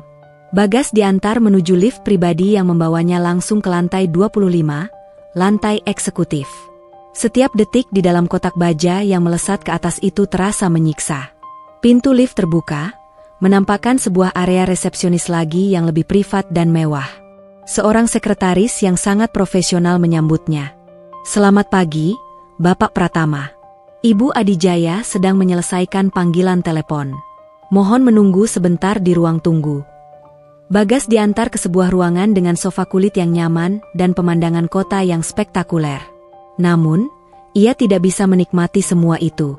Ia hanya bisa duduk di ujung sofa, tangannya yang berkeringat dingin saling bertaut. 5 menit terasa seperti 1 jam. 10 menit terasa seperti selamanya. Ia tahu ini adalah permainan psikologis. Mereka sengaja membuatnya menunggu, untuk menegaskan siapa yang memegang kendali. Akhirnya, sang sekretaris kembali. "Ibu Adijaya akan menemui Anda sekarang. Mari, saya antar." Jantung Bagas berdebar begitu kencang, hingga ia takut orang lain bisa mendengarnya. Ia mengikuti sekretaris itu menyusuri koridor pendek dan berhenti di depan sepasang pintu kayu jati yang menjulang tinggi. Sang sekretaris mengetuk pelan, lalu membukakan pintu untuknya. "Silakan masuk, Bapak." Bagas melangkah masuk. Ruangan itu adalah sebuah kantor sudut yang luar biasa besar. Dinding di dua sisinya adalah kaca dari lantai ke langit-langit, menyajikan pemandangan panorama Jakarta yang tak terhalang. Perabotannya minimalis namun sangat mewah. Di tengah ruangan, sebuah meja kerja dari kayu solid yang besar dan kosong berdiri seperti altar. Dan di sana, berdiri membelakanginya, menghadap jendela raksasa, sesosok wanita. Siluetnya ramping dan tegas. Ia mengenakan setelan celana berwarna biru tua yang dijahit dengan sempurna, menonjolkan posturnya yang tegap dan penuh percaya diri. Rambutnya yang hitam legam disanggul rapi dan modern di tengkuknya, memperlihatkan lehernya yang jenjang. "Selamat pagi, Bapak Bagas Pratama," ucap wanita itu. Suara itu, Bagas membeku di tempat. Ia kenal suara itu. Ia telah mendengar suara itu setiap hari selama 5 tahun. Saat membangunkannya di pagi hari, saat menanyakan apa yang ingin ia makan, saat berbisik lirih di malam hari. Namun, suara ini berbeda. Intonasinya datar, dingin, dan penuh dengan otoritas yang tak terbantahkan. Kelembutan dan kehangatan yang dulu ia kenal telah lenyap tanpa sisa. Perlahan, wanita itu berbalik. Dan dunia Bagas Pratama hancur berkeping-keping. Wajah itu adalah wajah Arini. Tapi sorot matanya, tatapannya, ekspresinya semua milik orang asing. Tak ada lagi tatapan penuh cinta dan pengabdian. Yang ada hanyalah sepasang mata tajam yang menilainya dengan tatapan dingin seorang pebisnis yang sedang mengukur asetnya. Riasan wajahnya profesional dan tanpa celah, menonjolkan fitur-fitur yang dulu selalu tampak sederhana, kini terlihat begitu tajam dan elegan. Ini adalah Arini, namun bukan Arininya. Ini adalah mahakarya yang menakutkan, versi lain dari wanita yang telah ia buang, yang kini telah menjelma menjadi mimpi buruk terbesarnya. Mulut Bagas terbuka, namun tak ada suara yang keluar. Kakinya terasa lemas, ia nyaris terhuyung ke belakang. Semua teori di kepalanya, kebetulan, perempuan lain yang bernama sama, konspirasi rumit, semua lenyap dalam sekejap, digantikan oleh satu kebenaran yang mustahil namun nyata. Arini? Nama itu akhirnya berhasil keluar dari bibirnya, terdengar seperti rintihan orang sekarat. Kakao? Bagaimana, ini tidak mungkin. Arini tidak tersenyum. Ia tidak menunjukkan ekspresi apapun. Ia hanya berjalan dengan anggun ke arah meja kerjanya dan duduk di kursi kulitnya yang besar, yang lebih mirip sebuah tahta. Silakan duduk, Bapak Pratama, katanya, menunjuk kursi di seberang mejanya. Nadanya begitu formal, seolah mereka belum pernah bertemu seumur hidup. Bagas, yang bergerak seperti dalam keadaan kesurupan, berjalan dan menjatuhkan dirinya ke kursi. Pikirannya kosong. Ia hanya bisa menatap wanita di hadapannya, wanita yang dulu tidur di sebelahnya, yang kini menatapnya seolah ia adalah serangga. Anda pasti punya banyak pertanyaan, kata Arini, membuka percakapan. Tapi kita di sini bukan untuk membahas masa lalu. Kita di sini untuk membahas masa depan.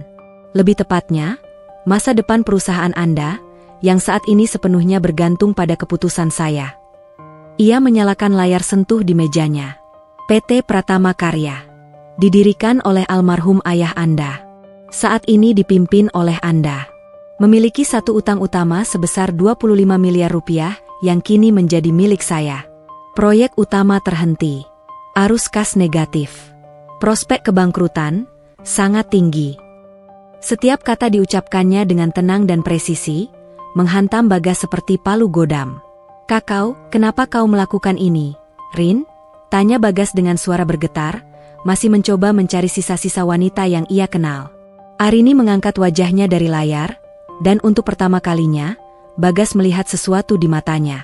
Bukan kemarahan yang meluap-luap, melainkan sesuatu yang lebih dingin dan lebih menakutkan, penghinaan mutlak.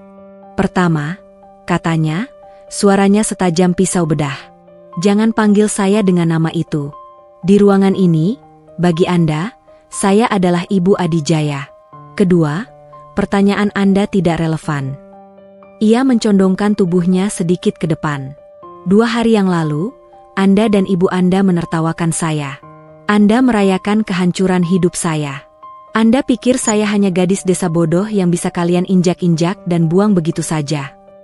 Ia berhenti sejenak, membiarkan setiap katanya meresap. Hari ini, saya yang duduk di sini. Sebagai Arini Paramita Adijaya, pewaris Cakrawala Group, dan kreditur Anda. Ia tersenyum tipis, senyum yang sama sekali tidak hangat. Sekarang, mari kita bicara tentang bagaimana Anda akan membayar setiap senyum dan tawa ibu Anda malam itu. Dengan bunga, tentu saja. Keheningan di dalam kantor megah itu terasa lebih memekakan daripada teriakan manapun. Bagas Pratama masih terpaku di kursinya, berusaha keras untuk menyatukan dua realitas yang saling bertabrakan di dalam kepalanya. Realitas pertama adalah tentang Arini, istrinya selama 5 tahun, wanita lembut yang memasak sarapannya, yang menunggunya pulang kerja dengan sabar, yang menerima setiap cemoohan ibunya dengan air mata yang ditahan. Realitas kedua adalah wanita di hadapannya, Ibu Arini Paramita Adijaya, seorang ratu korporat dengan tatapan sedingin es yang baru saja mengumumkan bahwa ia adalah pemilik nasibnya. Pewaris Cakrawala Group. Bagas akhirnya berhasil bersuara, nadanya penuh ketidakpercayaan. Jadi, semua yang kita jalani, pernikahan kita, semuanya bohong?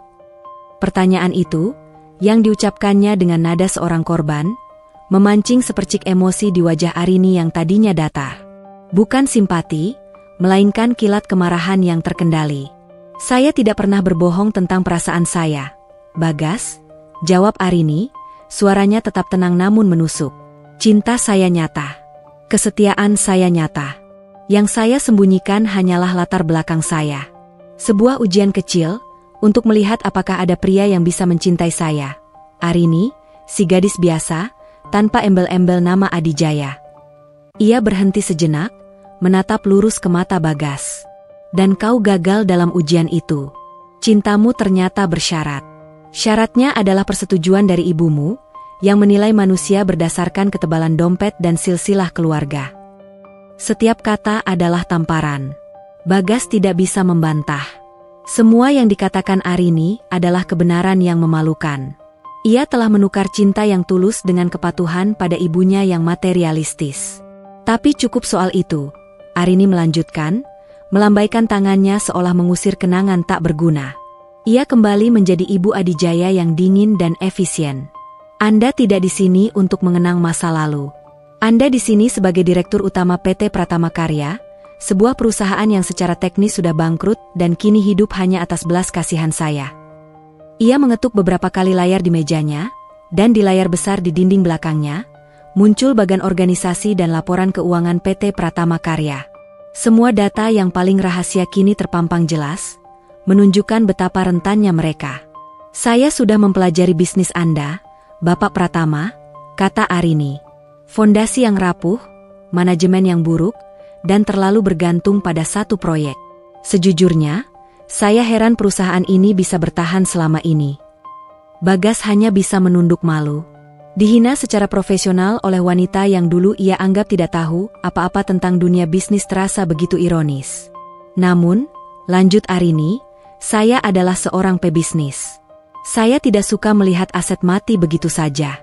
Jadi, saya akan menawarkan Anda sebuah kesepakatan. Bukan karena saya peduli pada Anda, tapi karena saya ingin memastikan investasi saya, yaitu utang Anda, tidak menjadi kerugian total. Secercah harapan muncul di hati Bagas. Mungkinkah ada jalan keluar?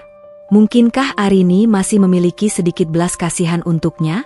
Harapan itu segera dihancurkan tanpa ampun. Berikut adalah syarat-syarat saya, kata Arini sambil menyatukan jari-jarinya di atas meja. Dengarkan baik-baik, karena saya tidak akan mengulanginya.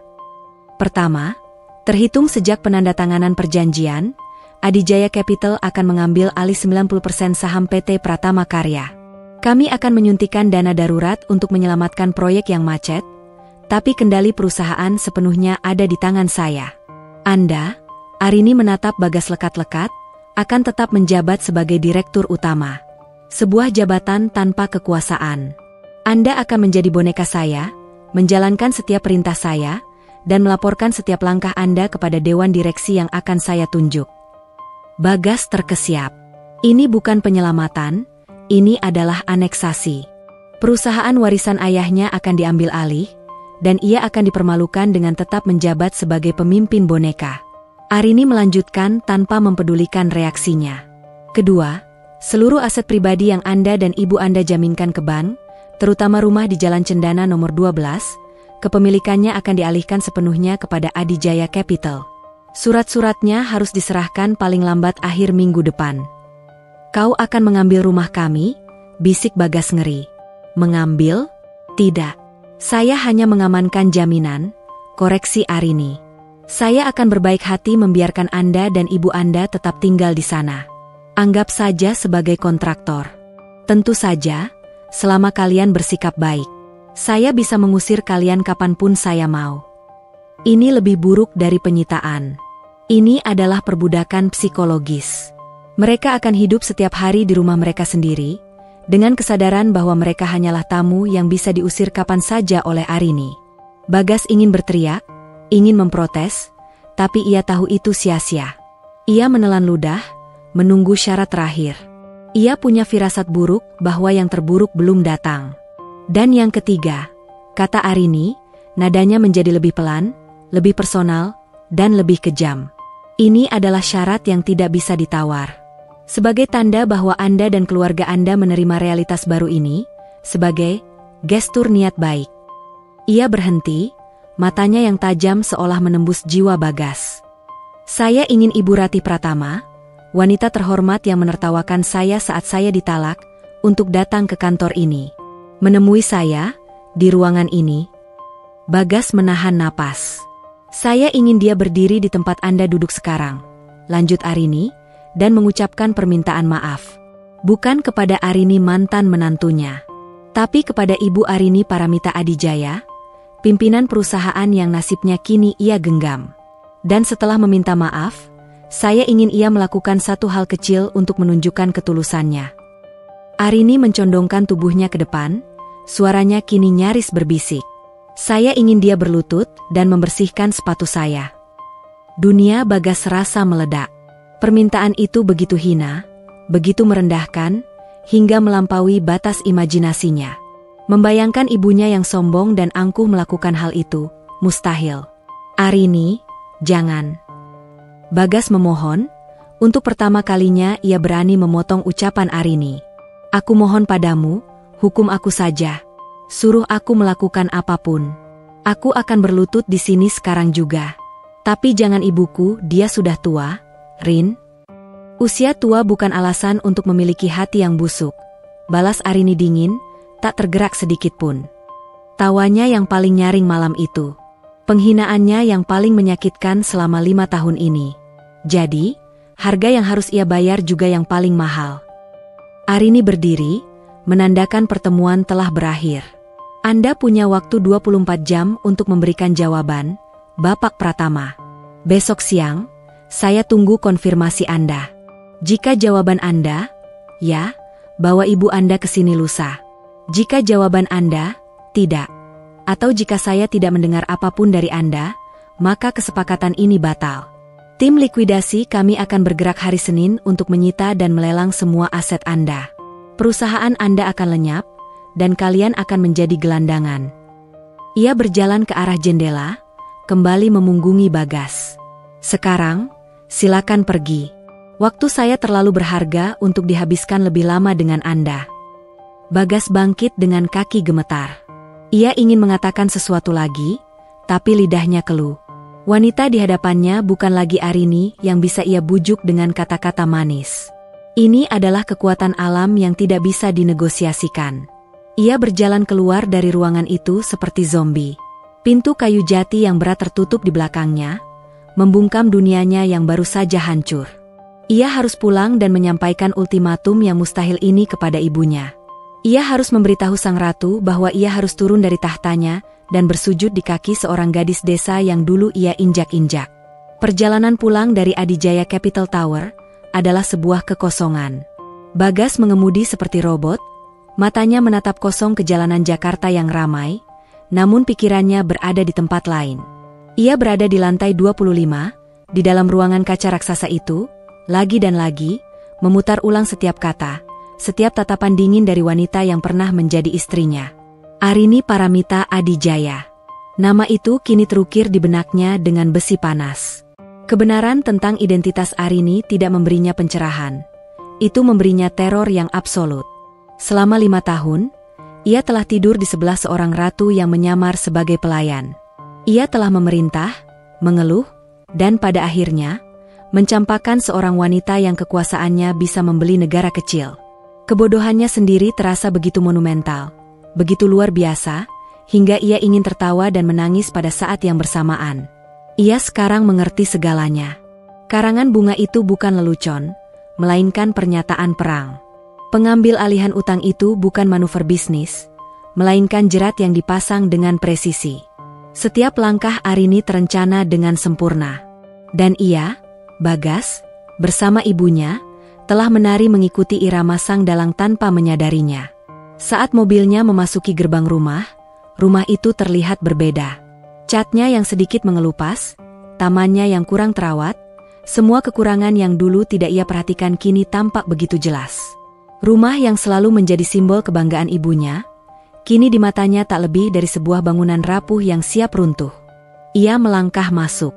Ibu Rati sudah menunggunya, berjalan mondar-mandir di ruang tamu dengan wajah cemas. Melihat ekspresi hancur di wajah putranya, ia langsung memberondongnya dengan pertanyaan. Bagaimana, Bagas? Apa yang terjadi? Apa kata perempuan jalang itu? Dia pasti meminta uang, kan? Berapa banyak yang harus kita bayar pada kekasihnya agar dia berhenti mengganggu kita? Tanya Ibu Rati bertubi-tubi, masih berpegang teguh pada teorinya yang salah. Bagas menatap ibunya dengan pandangan lelah, pandangan seorang prajurit yang baru pulang dari medan perang yang telah memusnahkan seluruh pasukannya. Ia berjalan pelan ke sofa dan duduk. Kepalanya tertunduk. "Bu," panggilnya lirih. "Ibu salah. Kita semua salah besar." "Salah apa? Jangan bertele-tele, Bagas. Katakan apa yang terjadi," desak ibunya. Bagas mengangkat kepalanya, menatap lurus ke mata ibunya yang penuh ketidaksabaran. "Dia bukan simpanan siapa-siapa, Bu. Dia tidak punya kekasih kaya yang membantunya." Ia berhenti sejenak, mengumpulkan kekuatan untuk mengucapkan kalimat yang akan meruntuhkan dunia ibunya. "Dia adalah orang kayanya. Arini, nama lengkapnya adalah Arini Paramita Adijaya. Dia adalah pewaris tunggal dan pemilik sah dari seluruh Cakrawala Group." Ibu Ratih terdiam. Alisnya berkerut, mencoba mencerna informasi itu. Lalu, ia tertawa. Tawa yang terdengar serak dan tidak percaya. "Kau ini bicara apa, Bagas? Apa kau sudah gila? Mabuk? Mana mungkin gembel seperti dia?" "Dia bukan gembel, Bu," bentak Bagas. Untuk pertama kalinya ia berani membentak ibunya dengan sekeras itu. Ledakan emosinya yang tertahan membuat Ibu Ratih terkejut dan mundur selangkah. "Aku sudah melihatnya dengan mata kepalaku sendiri," lanjut Bagas dengan suara bergetar. "Kantornya, kekuasaannya, semuanya nyata. Selama ini kita hidup dengan seorang putri mahkota yang kita perlakukan seperti babu. Dan sekarang dia datang untuk menagih semuanya." Wajah Ibu Ratih berubah pucat pasi saat melihat kesungguhan yang menakutkan di mata putranya. Tawa di bibirnya mati. Keraguan di matanya berganti menjadi kengerian. Tidak mungkin. "Itu kenyataannya, Bu," kata Bagas pahit. "Dan dia sudah memberikan kita penawaran. Sebuah ultimatum." Dengan suara yang berat dan putus asa, Bagas menjelaskan syarat pertama, pengambil alihan 90% saham perusahaan. Ibu Ratih terhuyung, berpegangan pada sandaran kursi. Perusahaan itu adalah warisan suaminya, satu-satunya sumber kebanggaan dan status sosialnya. Lalu, Bagas menjelaskan syarat kedua, penyerahan kepemilikan rumah mereka. Kali ini, Ibu Ratih benar-benar jatuh terduduk di kursi. Air matanya mulai mengalir. "Rumah kita, dia mau mengambil rumah kita?" isaknya pilu. Bagas memejamkan matanya, mempersiapkan diri untuk menyampaikan pukulan terakhir. Pukulan yang paling mematikan. "Ada syarat ketiga, Bu. Syarat yang paling penting. Jika kita mau dua syarat pertama diterima, dan kita tidak berakhir di jalanan, ada satu hal yang harus Ibu lakukan." "Apa?" "Apapun. Aku akan berikan perhiasanku, tabunganku apapun," sahut Ibu Ratih panik. Bagas menatap lantai, tidak sanggup menatap wajah ibunya saat ia mengatakannya. Dia, Arini, ingin Ibu datang ke kantornya, menemuinya, dan meminta maaf padanya. "Meminta maaf?" Ibu Ratih mengulang, ada sedikit kelegaan di suaranya. "Hanya itu? Tentu aku akan." "Bukan hanya itu, Bu," potong Bagas. Ia mengangkat wajahnya, matanya kini berkaca-kaca. Dia ingin Ibu meminta maaf, lalu berlutut di hadapannya dan membersihkan sepatunya. Hening. Seluruh udara seolah tersedot keluar dari ruangan. Wajah Ibu Ratih yang tadinya penuh air mata kini mengeras. Keputusasaan di matanya berubah menjadi api kemarahan yang membara. Ia berdiri perlahan, tubuhnya gemetar bukan karena takut, tapi karena murka. "Tidak." Suaranya bukan lagi jeritan, melainkan raungan seekor singa betina yang terluka. "Tidak akan pernah. Aku, Ratih Pratama, harus berlutut di hadapan anak desa kurang ajar itu. Membersihkan sepatunya yang hina. Lebih baik aku mati daripada melakukan itu." "Bu, kita tidak punya pilihan," seru Bagas putus asa. "Pilihan selalu ada," raung ibunya. "Pilihan kita adalah harga diri. Aku tidak akan pernah memberikan kepuasan padanya untuk melihatku merendah. Biarkan saja dia ambil semuanya. Perusahaan, rumah, biarkan. Kita masih punya kehormatan." "Kehormatan tidak akan membuat kita tetap hidup, Bu," balas Bagas, rasa takut membuatnya berani melawan. "Ibu tidak ada di sana. Ibu tidak melihat matanya. Dia serius. Dia akan melenyapkan kita. Kita akan menjadi gelandangan, mengemis di pinggir jalan. Apakah itu yang namanya kehormatan? Pertengkaran hebat pun meletus. Ibu dan anak itu saling berteriak, mengeluarkan semua rasa frustrasi, ketakutan, dan keputusasaan mereka. Ratih terkurung dalam sangkar harga dirinya yang kini menjadi satu-satunya harta yang ia miliki. Bagas, di sisi lain, telah melihat langsung monster yang mereka ciptakan dan tahu bahwa monster itu tidak akan berhenti sampai mereka benar-benar hancur. Di tengah ruang tamu yang berantakan, mereka berdiri di dua sisi yang berlawanan, terpisahkan oleh jurang antara harga diri dan realitas yang kejam. Di dinding, jam tua berdetak dengan tenang. Setiap detiknya membawa mereka lebih dekat pada tenggat waktu 24 jam. Lebih dekat pada kehancuran total atau pada penghinaan abadi. Dan mereka tidak bisa memutuskan mana yang lebih buruk. Malam itu adalah malam terpanjang di kediaman Pratama. Tak ada yang bisa tidur. Bagas hanya duduk di kamarnya yang gelap, menatap kosong keluar jendela. Lampu-lampu kota yang berkelip di kejauhan terasa seperti bintang-bintang dari galaksi lain, sebuah dunia penuh kehidupan yang tak lagi bisa ia jangkau. Ia dan ibunya kini terperangkap dalam gelembung sunyi keputusasaan mereka sendiri. Di lantai bawah, Ibu Ratih juga tidak tidur. Ia duduk sendirian di sofa ruang tamu yang mewah, dalam kegelapan. Ia tidak menyalakan lampu, seolah takut cahaya akan memperlihatkan betapa rapuhnya dunia yang telah ia bangun. Tangannya mengelus ukiran kayu di lengan sofa, matanya menyapu setiap sudut ruangan yang familiar, lemari pajangan berisi kristal-kristal mahal, lukisan pemandangan yang dibelinya di sebuah galeri, karpet Persia yang menjadi alas kakinya. Setiap benda di ruangan itu adalah piala. Piala dari pertempurannya untuk meraih status sosial. Ia teringat bagaimana ia bekerja keras, mendorong almarhum suaminya untuk mencari proyek yang lebih besar, memaksanya bergaul dengan orang-orang penting, semua demi mengangkat nama keluarga Pratama. Rumah ini adalah istananya, bukti kemenangannya. Dan kini, seorang gadis desa yang dulu ia anggap tak lebih dari debu di sepatunya, akan merenggut semuanya. Pikirannya melayang pada ultimatum Arini. Berlutut, membersihkan sepatu. Sebuah gelombang rasa mual menghantamnya. Gambaran itu begitu menjijikan, begitu hina, hingga ia lebih memilih membayangkan rumah ini terbakar habis daripada harus mengalaminya. Harga diri adalah satu-satunya hal yang ia miliki. Selama puluhan tahun, harga diri itulah yang menjadi perisainya, senjatanya, dan mahkotanya. Tanpa itu, ia bukan siapa-siapa. Ia lebih baik menjadi gelandangan yang terhormat daripada menjadi budak yang hidup dalam kemewahan semu. Ya, keputusannya sudah bulat. Ia tidak akan melakukannya. Biarlah semua hancur. Pagi menjelang, namun suasana di rumah itu tak kunjung menghangat. Waktu sarapan terlewat begitu saja. Tak ada yang merasa lapar. Jam di dinding terus berdetak. Setiap detiknya terdengar seperti dentuman palu hakim yang akan segera menjatuhkan vonis. Pukul 10 pagi. Tenggat waktu tinggal 2 jam lagi. Bagas turun dari kamarnya. Matanya merah dan bengkak, menunjukkan bahwa ia juga tidak tidur. Ia melihat ibunya yang masih duduk di sofa, dengan tatapan keras kepala yang sama sejak semalam. "Bu," panggil Bagas lirih. "Waktu kita hampir habis."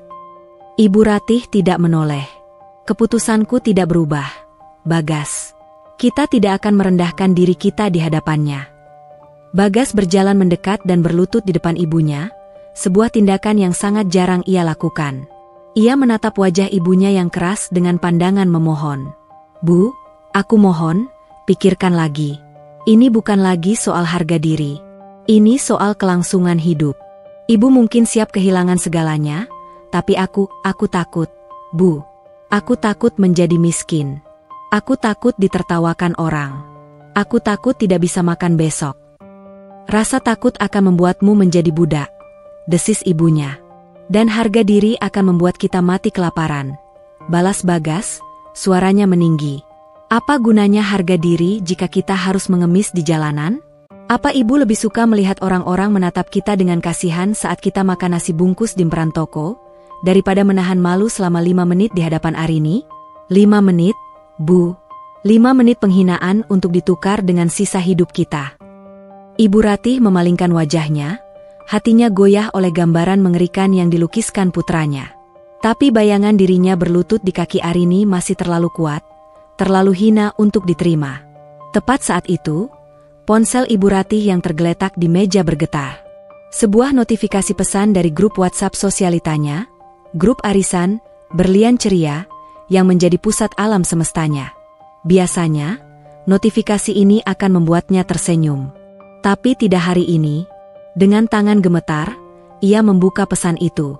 Pesan itu bukan di grup utama, melainkan pesan pribadi dari Jeng Rika, ketua arisan sekaligus sahabat terdekatnya. Ratih, maaf aku harus memberitahumu lewat pesan seperti ini. Tadi malam kami para anggota sudah rapat kecil. Berita tentang pestamu dan karangan bunga dari Cakrawala Group itu sudah menyebar kemana-mana. Ini memalukan sekali. Demi menjaga nama baik dan eksklusivitas grup Berlian Ceria, dengan berat hati kami semua sepakat untuk memberhentikan keanggotaanmu untuk sementara waktu, sampai masalahmu selesai. Kami harap kamu mengerti. Ponsel itu terlepas dari genggaman Ibu Ratih dan jatuh ke karpet tebal tanpa suara. Pesan itu, kalimat-kalimat dingin dan kejam itu adalah vonis mati sosialnya. Dunia yang ia puja, lingkaran pertemanan yang ia banggakan, orang-orang yang pengakuannya ia dambakan telah membuangnya. Mereka membuangnya bahkan sebelum Arini mengambil hartanya. Harga diri yang ia pertahankan dengan sekuat tenaga itu ternyata hanyalah ilusi. Kehormatannya ternyata begitu rapuh. Dalam sekejap, ia menyadari kebenaran yang pahit. Arini bahkan tidak perlu membuatnya berlutut untuk menghancurkannya. Arini sudah menang. Reputasinya sudah hancur. Ia sudah menjadi bahan tertawaan. Pertahanannya runtuh. Bukan seperti bendungan yang jebol, melainkan seperti istana pasir yang perlahan terkikis oleh ombak pasang. Kekuatan yang menopang tubuhnya seolah lenyap. Ia merosot di sofa, dan untuk pertama kalinya, ia menangis. Bukan tangisan kemarahan atau frustrasi, melainkan tangisan seorang wanita tua yang kalah, yang menyadari bahwa ia tidak punya apa-apa lagi. Mereka membuangku, Bagas, isaknya di antara air mata. Duniaku sudah hancur. Bagas memeluk ibunya yang terguncang. Ia ikut menangis dalam diam. Ia tidak merasakan kemenangan karena berhasil meyakinkan ibunya. Ia hanya merasakan duka yang mendalam untuk mereka berdua. Setelah tangisnya mereda, Ibu Ratih menatap putranya dengan mata yang kosong dan kalah. Kita tidak punya apa-apa lagi, kan? Bisiknya. Bagas hanya bisa menggelengkan kepalanya pelan. Ibu Ratih menarik napas panjang dan bergetar. Baiklah, katanya, suaranya serak dan nyaris tak terdengar. Kata-kata itu seolah merobek tenggorokannya saat keluar. Telepon sekretarisnya. Katakan kita setuju dengan semua syaratnya. Ia memejamkan matanya, sebutir air mata terakhir mengalir di pipinya. Aku akan melakukannya. Dengan hati yang berat, Bagas mengambil ponselnya. Pukul 11.45. 15 menit sebelum tenggat waktu berakhir. Ia membuka email dari Adijaya Capital, menekan tombol balas. Dengan hormat, kami mengonfirmasi bahwa kami menerima seluruh syarat dan ketentuan yang diajukan. Kami akan hadir besok sesuai jadwal. Jemarinya berhenti sejenak di atas tombol kirim. Ini adalah titik di mana tidak ada lagi jalan untuk kembali. Dengan sekali tarikan napas, ia menekannya. Email terkirim. Nasib mereka telah disegel. Penghinaan itu kini telah memiliki jadwal yang pasti. Keesokan harinya, dunia terasa berjalan dalam gerak lambat. Tak ada percakapan antara Bagas dan ibunya dalam perjalanan menuju Adijaya Capital Tower. Ibu Ratih, yang seumur hidupnya tak pernah keluar rumah tanpa riasan dan pakaian terbaik, hari ini hanya mengenakan blus sederhana berwarna gelap. Wajahnya pucat pasi, matanya kosong menatap jalanan. Ia tampak seperti seorang terpidana yang pasrah menuju tiang gantungan. Bagas menyetir dengan tangan dingin, jantungnya berdebar tak karuan. Gedung megah itu menjulang di depan mereka, terasa begitu mengintimidasi. Setiap langkah memasuki lobi yang dingin terasa sangat berat, seolah menyeret beban tak kasat mata. Mereka tahu, mereka tidak datang untuk bernegosiasi. Mereka datang untuk menjalani eksekusi atas harga diri mereka. Di dalam keheningan kantor Arini yang megah, Arini duduk tak bergeming di kursinya, menatap lurus pada dua orang di hadapannya. Bagas memapah ibunya yang tubuhnya terasa ringkih. Dengan suara yang pecah dan bergetar, Ibu Ratih mengucapkan kalimat permintaan maaf yang terasa seperti bara api di lidahnya. Kemudian, di bawah tatapan dingin Arini, wanita angkuh itu perlahan menekuk lututnya. Tangannya yang keriput dan gemetar terulur, membersihkan debu dari ujung sepatu kulit Arini yang mengkilap. Bagas memalingkan wajah, tak kuasa menyaksikan kehancuran total ibunya. Tawa sombong Ratih di hari perceraian itu, kini telah ia bayar lunas dengan penghinaan mutlak. Setelah tugas hina itu selesai, Arini menatap dingin pada Ibu Ratih yang dibantu berdiri oleh Bagas. Wajah wanita tua itu kini kosong, jiwanya seolah telah tercerabut. "Cukup," kata Arini, suaranya datar tanpa emosi. "Utang tawa ibu Anda telah lunas. Perjanjian kita berlaku efektif mulai detik ini." Ia lalu menatap Bagas. "Saya tunggu Anda hari Senin di kantor PT Pratama Karya, sebagai direktur di bawah kendali saya." Tanpa menunggu jawaban, Arini memutar kursinya, memunggungi mereka dan menatap pemandangan kota. Dendamnya telah terbalas tuntas. Namun, saat mendengar langkah kaki mereka yang menjauh, kemenangan itu terasa hampa, menyisakan dirinya sendirian di puncak kekuasaannya. Waktu berjalan tanpa bisa dicegah. Di rumah Pratama, keheningan menjadi penghuni tetap. Ibu Ratih menjelma menjadi bayangan di rumahnya sendiri, tak pernah lagi keluar kamar, apalagi tertawa. Setiap hari ia hidup dalam hantu penyesalannya. Bagas bekerja sebagai direktur tanpa kuasa, setiap hari harus menelan pil pahit menjalankan perintah dari wanita yang pernah ia sia-siakan. Bagi mereka, hidup adalah hukuman yang berjalan lambat. Sementara Arini, dari puncak Menara Adijaya, mengamati kerajaan bisnisnya yang terus berkembang. Ia belajar pelajaran yang mahal, mengubah tawa menjadi duka tidak serta-merta menyembuhkan luka di hatinya. Kemenangannya terasa dingin. Namun, pembalasan itu memberinya penutupan. Ia tidak lagi menoleh ke belakang. Ia kini menatap masa depan, bukan sebagai korban yang terluka, melainkan sebagai seorang ratu yang fokus membangun warisannya sendiri, dengan kekuatan yang ia raih dan hati yang kini jauh lebih bijaksana. Tamat.